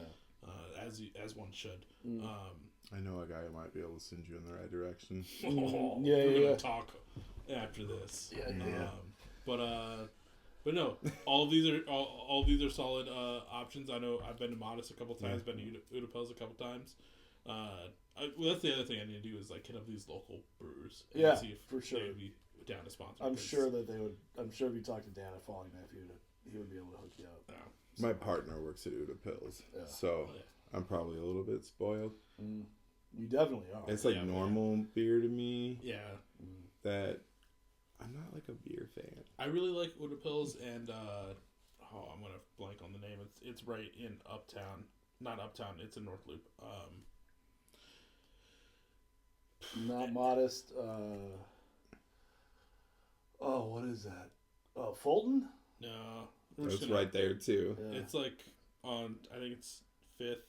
Anyways, but basically what we do every since I don't go once it starts snowing, I tell my parents, hey, I'm not going to visit home. So then I stay in the cities, obviously, and we usually go bar hopping or bar hopping, Beer crawling. crawling, craft brew crawling. I don't Yeah. know, but we start at different ones and kind of just do that for our Christmas Eve with me nice. and my friends here. Yeah. Yeah, we just played 2 weeks ago at Fair State. Amazing. Yeah, we just Amazing. co-op. Yeah. That was cool. Yeah. I like their beer too. I do too. Yeah. Can I have one of those? Oh yeah, you asked for one. Woo! But that's the little beer segment for this episode. Now we're going to get into kind of my favorite part of these episodes. And the reason that these episodes even exist. Because me and my friend that was the original co-host would tell each other the same stories from our times in tour. But I literally sat in the van with him. So I was tired of hearing our stories. Mm-hmm. So this is where we talk about some fun stories from you guys' time in music, whether they're shows, tours, time of recording. As I normally say, they can be anything horrendous to tremendous, or any adjective in between. Think about the fun stories that you always reminisce about with your friends. Those are usually the best stories that we love to hear. Also, don't incriminate yourself. Statute of limitations is a thing, and it might be up or not. Yeah. Oh, can I incriminate friends? Yeah. You don't have to use their real name. Oh, first and last names. Okay. Just kidding. You guys signed the waiver when you guys walked in, right? Yeah. That waiver. It was on toilet paper, that waiver, I think. Yeah, like... It's crazy. Yeah. Night job specific or not? I think we've both been doing this for a long time. Yeah. Obviously, it doesn't have to be just night jobs, because you did mention earlier you guys have been doing a lot of music together or music aside for a lot of years. God, this is where I wish Christian was here, too. Do you want to tell us Emmett Brown strip club story in Iowa? Oh, God. No, that's so mean. Go I also ahead. love that I'm not going to tell. I have my own. I want you to. I have my own. I also did mention earlier, I do love that your old band name was Emmett Brown. Yeah. Deep cut for a lot of people. Yeah. If they know it, they know. Yeah. I'm glad. That's another thing. I like playing music with Dan, being like, I think this is going to work. Because I wanted to have a band name that was a movie character name. Lane Meyer, John Cusack, Better Off Dead. It's something I wanted to do, and that was like one that I was waiting to convince someone to, and it took no convincing. No. At all. No. And I was super stoked about that. Speaking of that, my friend's current band is named Eugene Levy. Oh, awesome. Yeah. I'm still sitting on a Shawshank Redemption one. Yeah, you want to do Alice Redding. Yeah, at one point. so bad. So bad. Yeah. I thought you went for a story. I'm like, that's yeah, that might get a little. I was like, you dark. just went from No, I'm so sorry. Iowa strip club to Shawshank. I was like, you guys are breaking out of where? And Emmett Brown, we had a bass player who, like, he showed up and he played bass well. And to be fair, me and Dan didn't give him root notes really, and he like had to find them. Yeah. So whenever I listen to that, I'm still amazed that like he was able to make it work. Because he'd have to be like, what other notes? And Dan would be like, I don't know, I'm not. I'm like, well, I think I'm playing the roots here. Anyways, vibe-wise, we didn't really match as people. Right. And he was really into strip clubs. We're not. Where were we in Iowa? Ottumwa. Ottumwa. Yeah. Okay. The show was awesome. Afterwards, he definitely wanted to go out partying. I did too. But we were just like, let's find a bar. Yeah. And have some drinks. Yeah. I mean, so he found a strip club, and they did have super cheap pictures. I was the only single one at the time, and Dan was married. Oh yeah. And our drummer was in a serious relationship. Yeah. So he was trying to buy lap dances for them. I was very drunk. I still feel so bad about this. They were $1 lap dances, and he insisted on buying someone. You guys tapped out hard. And then, so it just started to happen, and right before she said there's no touching, and then drunk me just out loud went, that goes both ways. She rightfully walked away. Yeah. She had every right to slap the fuck out of me. Yeah. That's also, like... It was one of those things I said, and I instantly was like, oh, God. Also, drunk or not, it's kind of funny. Like, she's here to give you a lap dance, and she's like, no touching, and you're like, same. Yeah. And she's just like, well, how do I do my job right now? Do I just stand over there and do it? And it was, like, she was a pretty woman. It wasn't anything like that. I was just like, I don't fucking want this, man. This isn't my vibe. Yeah. No touching. That goes both ways. Yeah. But instantly... Even if I like you, I have kind of a touching issue, you know? You were here when I was like, no, I don't know. You were present. Yeah, you were right there when I was trying to tell my bass player to come off it. Yeah. You could have just stole this dude's $1. I'd have been way into that. No, take that dude's $1. Just take the $1 and leave. Yeah. It's fine. Oh. Give you $2 just to walk away. No. I don't like that. That was a long time ago. One of the bass players in this band, who did one show, his name is Scott. He and I played in a band years ago. Before, this was like 2000s or something like that. 2001 maybe. And we went out to. Did we play Des Moines? I think it was Des Moines. And our drummer was a really shy, kind of mousy guy, but he would have like these moments of really, he would just say things that you're just like, holy crap, that's insane. And we played a show that was not well attended, but that was not, in that band, that really wasn't the point. That in that band, it was just like, oh, let's just play the show and then just get drunk. And so this woman comes up to our drummer afterwards and is really like laying it on him, like, oh, blah, blah, blah, blah. And she's like, well, we should go somewhere, but I don't want to get pregnant. And he says to this woman, well, you can't get pregnant in the butt. And for fucking whatever reason, I don't know what her issues were, but she goes out to our like van with our drummer, and they're like in the front seat, like making out and all that kind of stuff. And our fucking guitar player goes around the other side and opens the door and is like rooting around in the thing. And he's taking way too long. And me and Scott are like yelling at him, like, what are you doing?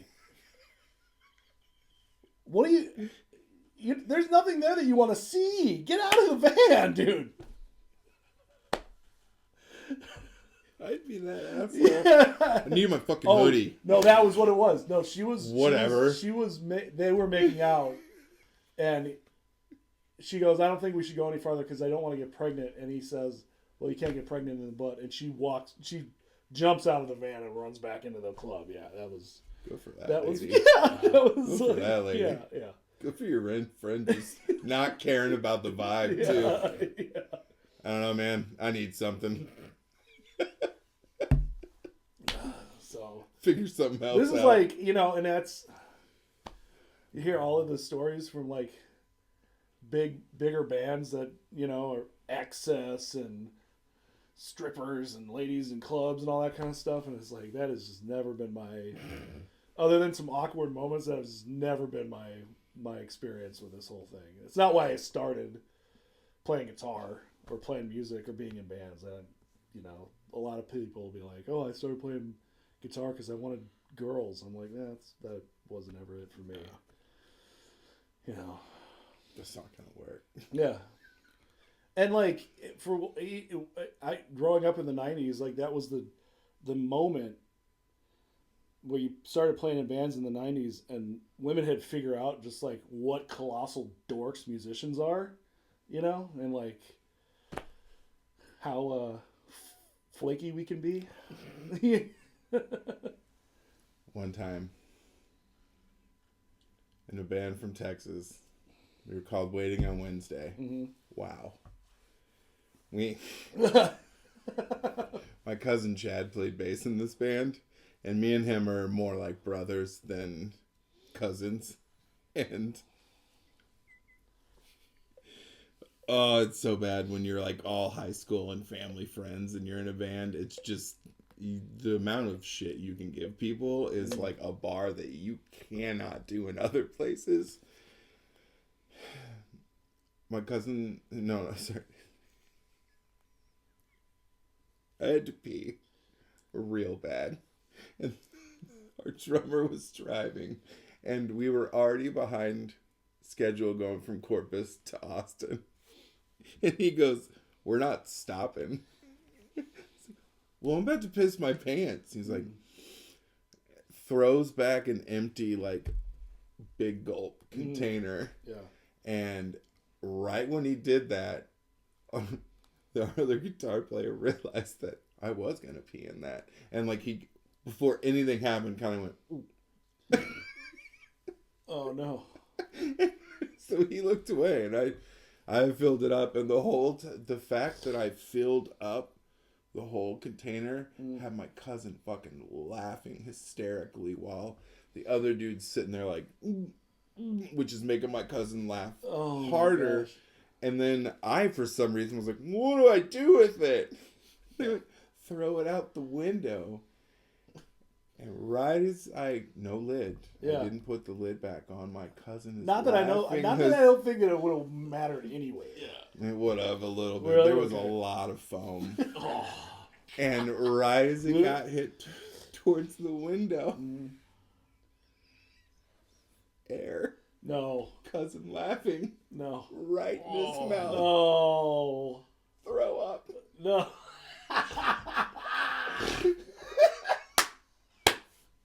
All in like 2 seconds.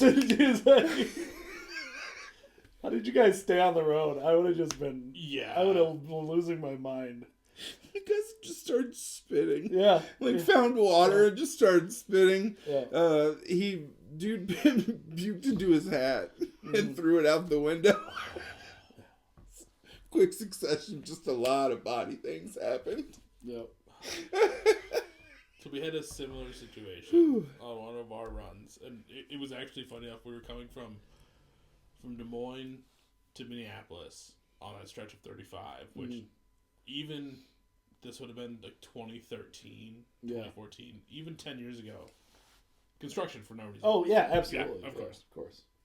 So our guitar player was like, hey, I really have to pee. I'm like, dude, we're in miles of single lane construction right now. Yeah. They shunted you off into that like two-way like thing. there's nothing I can do for you. Yeah. And we're in a 15-seater van with a trailer. Oh, and I'm God. like, there's no way I'm pulling off, doing anything. There's no shoulder. Yeah. Yeah. Luckily, the guy that was sitting in the second row was passed out, and he had bought like a big gulp also. So we were able enough to like kind of get rid of the rest of that, or he had drank most of it. So he's in the third row peeing, and of course, since I can see him in my rearview mirror, I'm locking complete eye contact with him just because I know it's gonna fuck with him. So I'm locked eyes with him and just trying to pee. That is beautiful. That's awesome. And then like that. This is when we learned the rule of 55 is as long as you're going 55 miles an hour, which is what we were regulated to during the construction, you could open the slide door. Granted, you could probably open it at any. Yeah. This is where we felt it was safe. Yeah. So he finished it. At least put the lid back on, and then opened the slide door, sat it like on like the step rail to get in, and as soon as he like let go, it just whipped back, hit the side of the trailer, and just went everywhere. And we're like, well, at least it wasn't inside. Yeah. Whoever was behind us, I feel bad for, because they probably got like a mist of just piss on their windshield. Yeah. I didn't even think about that. That happened immediately after that happened too. I did throw a big gulp out the window full of piss. Yeah. Sorry, you were. No, I feel like I want to get it on the record. The origin story of Bucket. Oh, no. That's right, because for people that don't know, Matt, you also go by Bucket. Yeah. Which, Dan, was it you that I was mainly talking with through Instagram, or who was I talking to? It was kind of both of us. Yeah. Because at one We point... should probably verify. Mostly him, though. Yeah. There's another band that I talked to that I never know which member I'm talking to. It's one of two people. But at one point, I think you were like, no, I'm coming through. I'm going to see if Bucket will come through. And I was like, sounds good. But at the same time, I was like, who the fuck is Bucket? Yeah. And then I found out after going to band camp and stuff. Yeah. This story's from like 16 years ago. Yeah. And if you have a nickname you don't like, which I don't care about Bucket. Yeah. And this is the point. If you have a nickname, people are starting to call you it, and you don't like it, say something. Yeah. Because if you don't fight it, it just happens. And all of a sudden, it's 8 years later, and you're delivering pizza, and your boss found out from a friend, so you're in the computer as Bucket. Yeah. And no one at your job knows your real name. Yeah. So if you don't like your nickname, fucking fight it right away. Say it right away. That's not cool. I don't like that. Yeah. Takes all the steam right out of it. So there used to be a band in town called the Manics, and one of the Manics I wasn't there guitar for this. players was the cousin of our bass player, Emmett Brown. Oh, that's right. Yeah, and so we booked a show out at the Red Rooster in was it Aberdeen, Yeah. and so we're like, well, we should go. We'll go play this, and then our bass player was like, oh, my cousin's band, the Manics, want to go with, and we're like, okay. So I don't remember who had the van. 2 bands, 1 van. Yeah, so the Manics did. We rented the trailer. Yeah. They provided the van. Yeah. And so it's fucking 7 of us in a van. It's 8. 8 of us in a van. Yeah. And we hooked the U-Haul trailer up to the van, and the trailer and the van are going like this. You know? And so... Here's to Ford Astros. Yep. So we get out past like Delano or something like that, and like cigarettes are happening and fucking weed is happening, and we're all just like bouncing off each other, and we're just like super psyched to be going off the show. And somebody starts playing a song, and I don't know what band it was from, but Matt just starts going like this, and we're like, all right. And our drummer Scotty looks over at him and goes, "Man, you look like Mr. Bucket." That old toy from the 90s that would he would have the hands that would go over his bucket to try to keep you from putting the balls in the bucket. And they pop out of his mouth. They pop out of his mouth, yeah. And I was just like, what a random ass reference. But I got it. I was like, oh, that's funny. And I didn't think anything of it. And we got through that weekend. And I think Scotty and I would kind of call you it every now and again. We call you Mr. Scotty Bucket. Committed to it. Yeah. And that band kind of ended, and Matt and I went like sort of our separate ways. And then we reconnected, and he had gotten involved with all these reprobates that you knew, like in the Cardinals and stuff like that. And I met these guys, and Amen they're and all, the Hell Yes. Yeah, the Amen and the Hell Yes, and they're all referring to him as Bucket. Because the Manics went and reported back to all of those. I met all of them because Scotty made me go to the house show finally. Yeah. And it was at the Amen and the Hell Yes house. Yeah. And that's all he was calling me at that point. Yeah. So they all met me as that. Mm-hmm. And just kept calling me. I didn't fight it. I don't care. Yeah. Whatever. Now my really, really close friends call me Buck. Yeah. It's like a whole nother nickname on top. I sometimes call you Bucket Roo Banzai after the 80s movie. Oh. Man, I can't wait to run into you at a show now and be like, what up, Buck? Yeah. I'll respond to it. Yeah. And that was like, and so I met all of these people that I'd never really met before, and they were all referring to him as Bucket, and I could have been more delighted. I was like,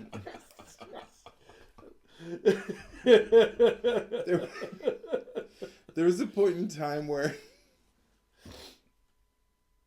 like I was so entrenched in that group, and when I would meet someone new, I would have to be like, "Hi, my name's Matt. They're gonna call me Bucket." Yeah. My friends call me Bucket. Yeah. And they'd be like, "What?" And I was like, "Well, my name's Matt. Yeah. You're not gonna hear me called that No. in this setting ever again." I did think about opening the door and be like, "What up, Bucket?" Like greeting you as like I'm Michael. How are you doing, Bucket, or something like that. Yeah. Obviously, now I will. But everyone listening, it's Matt. Yeah. Or Bucket. Yeah. You're not on that level. Yeah. Yeah. You are. I mean, if they made it this far, I feel like you can call him Buck at this point. I won't fight it. You call it for a pizza, go put Bucket on the phone. Yeah. Yeah. The best thing is my mom doesn't know that. That's the weirdest road story ever. You're just Mrs. Day's baby boy. Yeah. She has no idea. Yeah. Oh my gosh. Yeah. All right. So I'm glad I got that on the record. I'm glad that was. I'm happy that I was able to get that out to the airwaves for you. Yeah. Mm-hmm. You mean, is he like a pale guy? What was that story? Oh my god. Kevin, who is, I believe, the GM at Memory Lanes, he's a big fan of Amen and the Hell Yes. And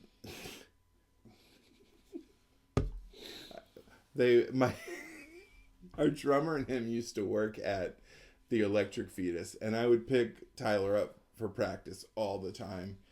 And I came in one day and I just stood at the corner, and Kevin was like, "Oh, hey, I'll tell him."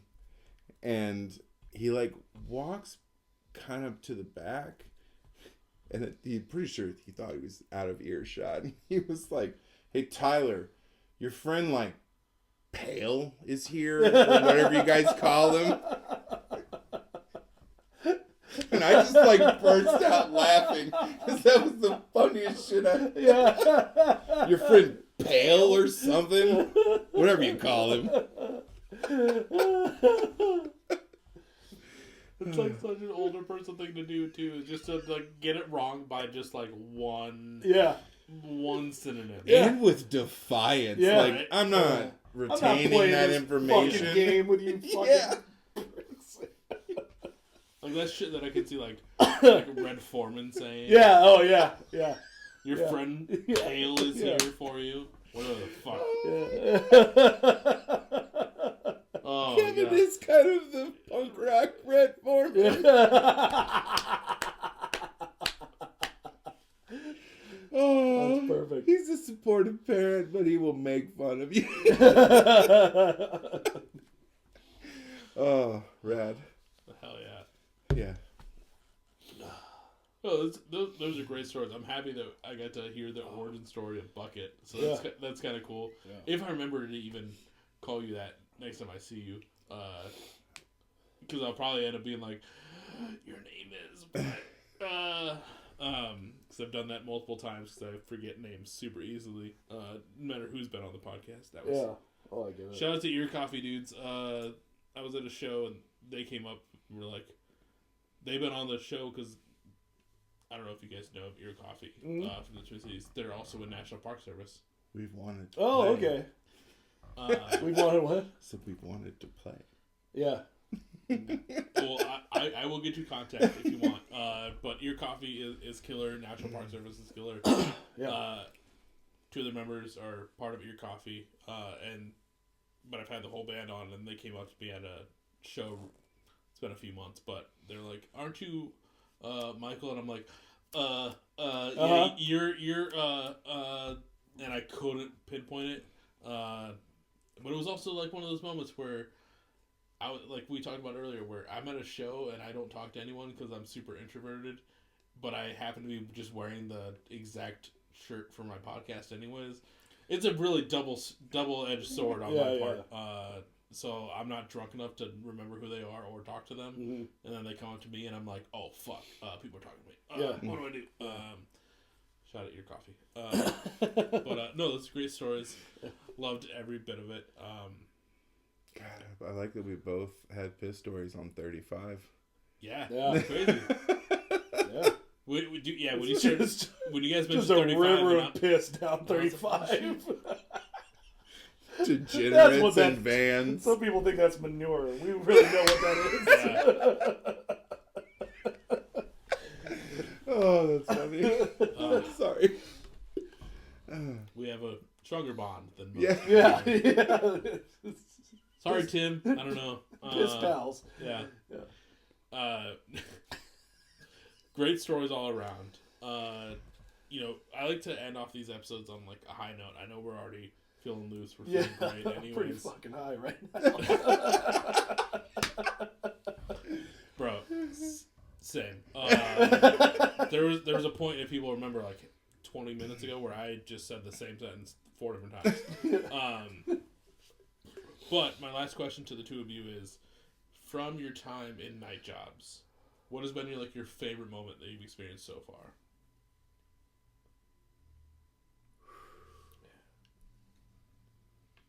There's a lot.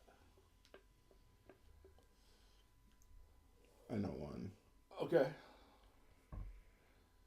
A few years ago, this might have been 2022. You're not going to tell the vacuum story, are you? No. Okay. God, no. Okay. We're out of that section of the stories. Good. That's probably a very nice person. She's probably very nice. Okay. What is this, Scary Movie 2? Yeah. Yes. Damn it. Sorry. We played Fargo for the first time in this band at the aquarium. And it was a massive show. The aquarium, there was like over 100 people there. And we got to play in the middle of it as the out of town band. And it was also like a good night for us. Like, I don't know, you have nights where you can't play guitar well, or your voice is blown out, or like you and the sound guy are fighting. But this night was like magical. You could hear everything well, we were playing well, and there was just a crowd that was into it. And that was so much fun. Like, that was like one of the high points of this band. I don't mean that in that way. It was just every once in a while epic shows happen, and like they feel magical in a way that, like, even if you see one person singing along with you, like, that is a drug that if you could buy on the streets, everyone would be hooked on it. It's why we go to shows and sing along. It's the same thing. You just, for a second, get to be on the other side of it. And, like, all of that happened that night. And it was just magic. And it's one of those nights where you're like, this is why I do this. Yeah. I guess I'll keep doing this. When there's a lot of times and nights where it feels like work and hard, and you're judging your own creativity and in your head, and it's hard. And then you have nights like that just happen. And they don't just happen. Everybody and you put a lot of work into it. But it finally, like, it feels so good. It's, And I like that when you talk about that, like, that's kind of what Jetbreaker is kind of about.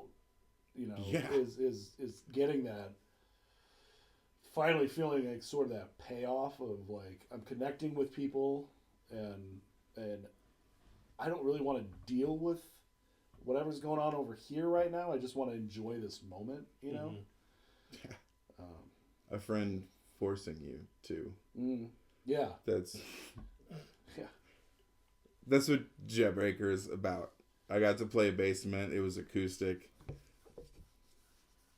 I was married at the time, and I had a song that was very intimate about a previous partner. That person was there. I wasn't going to play that song. But my friend Luis, like, given there was probably only 10 people in that tiny basement, everyone was singing along. And people started asking for a song that I knew if I played would cause a lot of problems. Like, personally. But then this person was just like, dude, you're not going to play your best song. And this was coming from someone who, like, I respect as a musician and their taste in music a ton. And it was kind of like, when you put it that way. Right. Yeah, here we go. This isn't about the song. This is about, like, why we all get together and sing along and do it. Like, it doesn't just feel good to have someone sing along with you. It feels good to, it's why we go to shows, to sing along with bands. Yeah. I think for me, it's always a anxiety-inducing moment of putting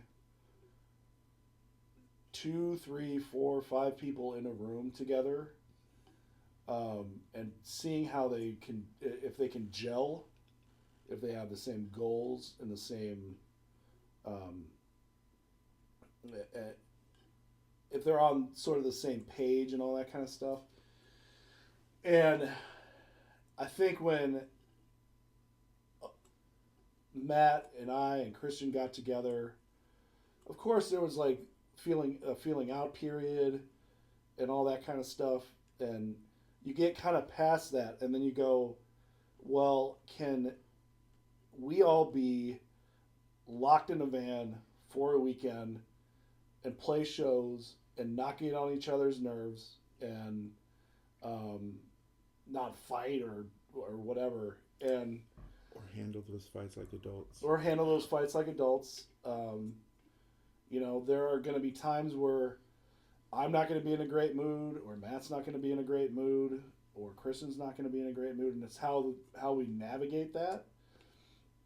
But like some of like my favorite times have been just being in a van with these two, and we're just laughing and taking the piss out of each other, and you know,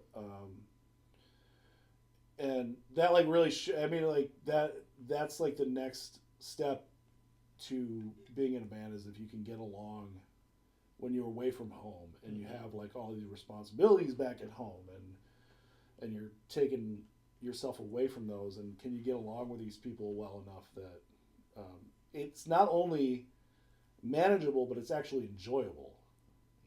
And you know, the last, I don't know how long has Christian been in the band, 4 years. I mean, it's been a delight. You know, it's just, yeah, we all get along really well. As long as he doesn't play low in the van again, we'll keep getting along. Wow. I know, I'm really... That's the hill. Yeah. Yeah. The Twin Cities music scenesters are going to come after me for that one. It is true. I'm poking the Bay Hive. Yeah. The Low Hive. That's okay. Yeah. I keep dancing around Christian's non-negotiables. There have been non-negotiables. Mm-hmm. Yep. I think everyone has non-negotiables. Yeah. Yep. But yeah, no, I mean I think those have been my favorite moments, really. That Fargo show was great. I never played the Aquarium before. Those are also my favorite moments, where it's like I never played Chicago before. Mm-hmm. We went and got to play Chicago. Yeah. Played a great show in Chicago. Awesome show, yeah. Awesome show in Chicago. Being able to go back to Denver and play Denver. Mm-hmm. Getting to play Omaha, like my hometown, like just that's the kind of stuff. And that, you know, part of why it went into like the decision making to fly down to Fest this year is so we can go and maybe have some more time in the next year to go do those things again. You know? Yeah. So. Well. Yeah.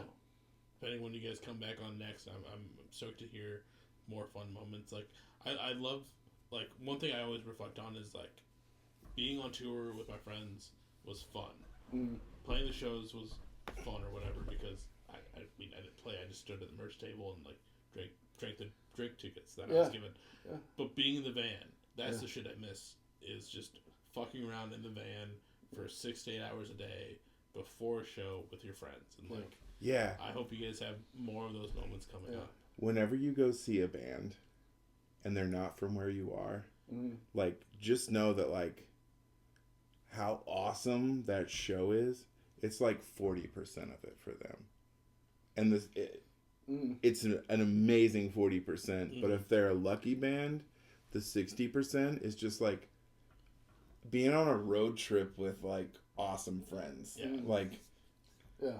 And that's its own thing. And it's most of, like, getting to pretend that this is what I wish I could have done for a living. And so for a weekend, I can kind of pretend that this is what I do for a living. Yeah.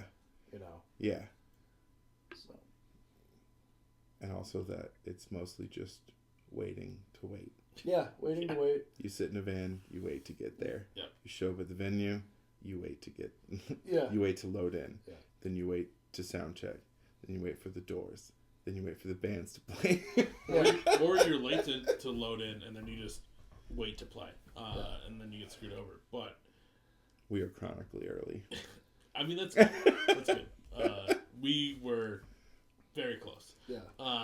But, like, those are all solid moments, and I hope you guys... Dealt with you guys before. Get to keep experiencing those. You know... Also, a big thank you before we fully end to the two of you for taking the time out of your Saturday to sit down with me and have some beers of different varieties. If anyone's looking for merch, music, or night jobs in general, where can they find it? We're on all the things Yeah, except we're on TikTok. all the things. Yeah, we're on. Mostly it's Instagram and Bandcamp. Yeah. Instagram.com/night_jobs.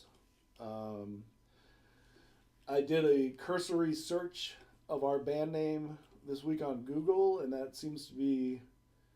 We seem to have taken over a bit of the algorithm on Google, so that's nice. So if you search Night Jobs on Cool. Google, you should be able to find us. Then bandcamp.com/nightjobs Minneapolis MLPS. Yeah. Mostly we use the Facebook. Yeah. And we're not looking to hire. We're not looking anymore. to hire. We don't actually provide night jobs. We don't have any night jobs. Crazy, I know. That was the thing for a while. So what happened with this? Well, depending where you found this episode, whether it was Instagram, Twitter, Threads, Facebook, or you watched the YouTube version, you got to see their lovely faces like I did today. Check the hyperlinks down below. Be ready for new music, new merch, show dates, possible tour dates coming up, and just follow for all things night jobs in general, except for actual jobs. Do those ones at different places because they don't hire. Like we just talked about. We don't have a LinkedIn profile. No. Yeah, don't do it. If you did find one, it's not the right one. Anyways. But dudes, this has been a great time. I'm so happy I got to spend my Saturday just drinking beers with the two of you and talking about all things night jobs. Do you have any last words for the listeners? Thank you for having us. Yeah, thanks for having us. A ton. This is fun, and it's fun to get to do. And everyone should check out more episodes because there's some pretty good ones in there, and there's some pretty fun ones. Yeah, that is true. He said it. I did it. But anyways, like I said, listen to Night Jobs, listen to Shop Dog, and I'll catch everyone on the next episode. See ya.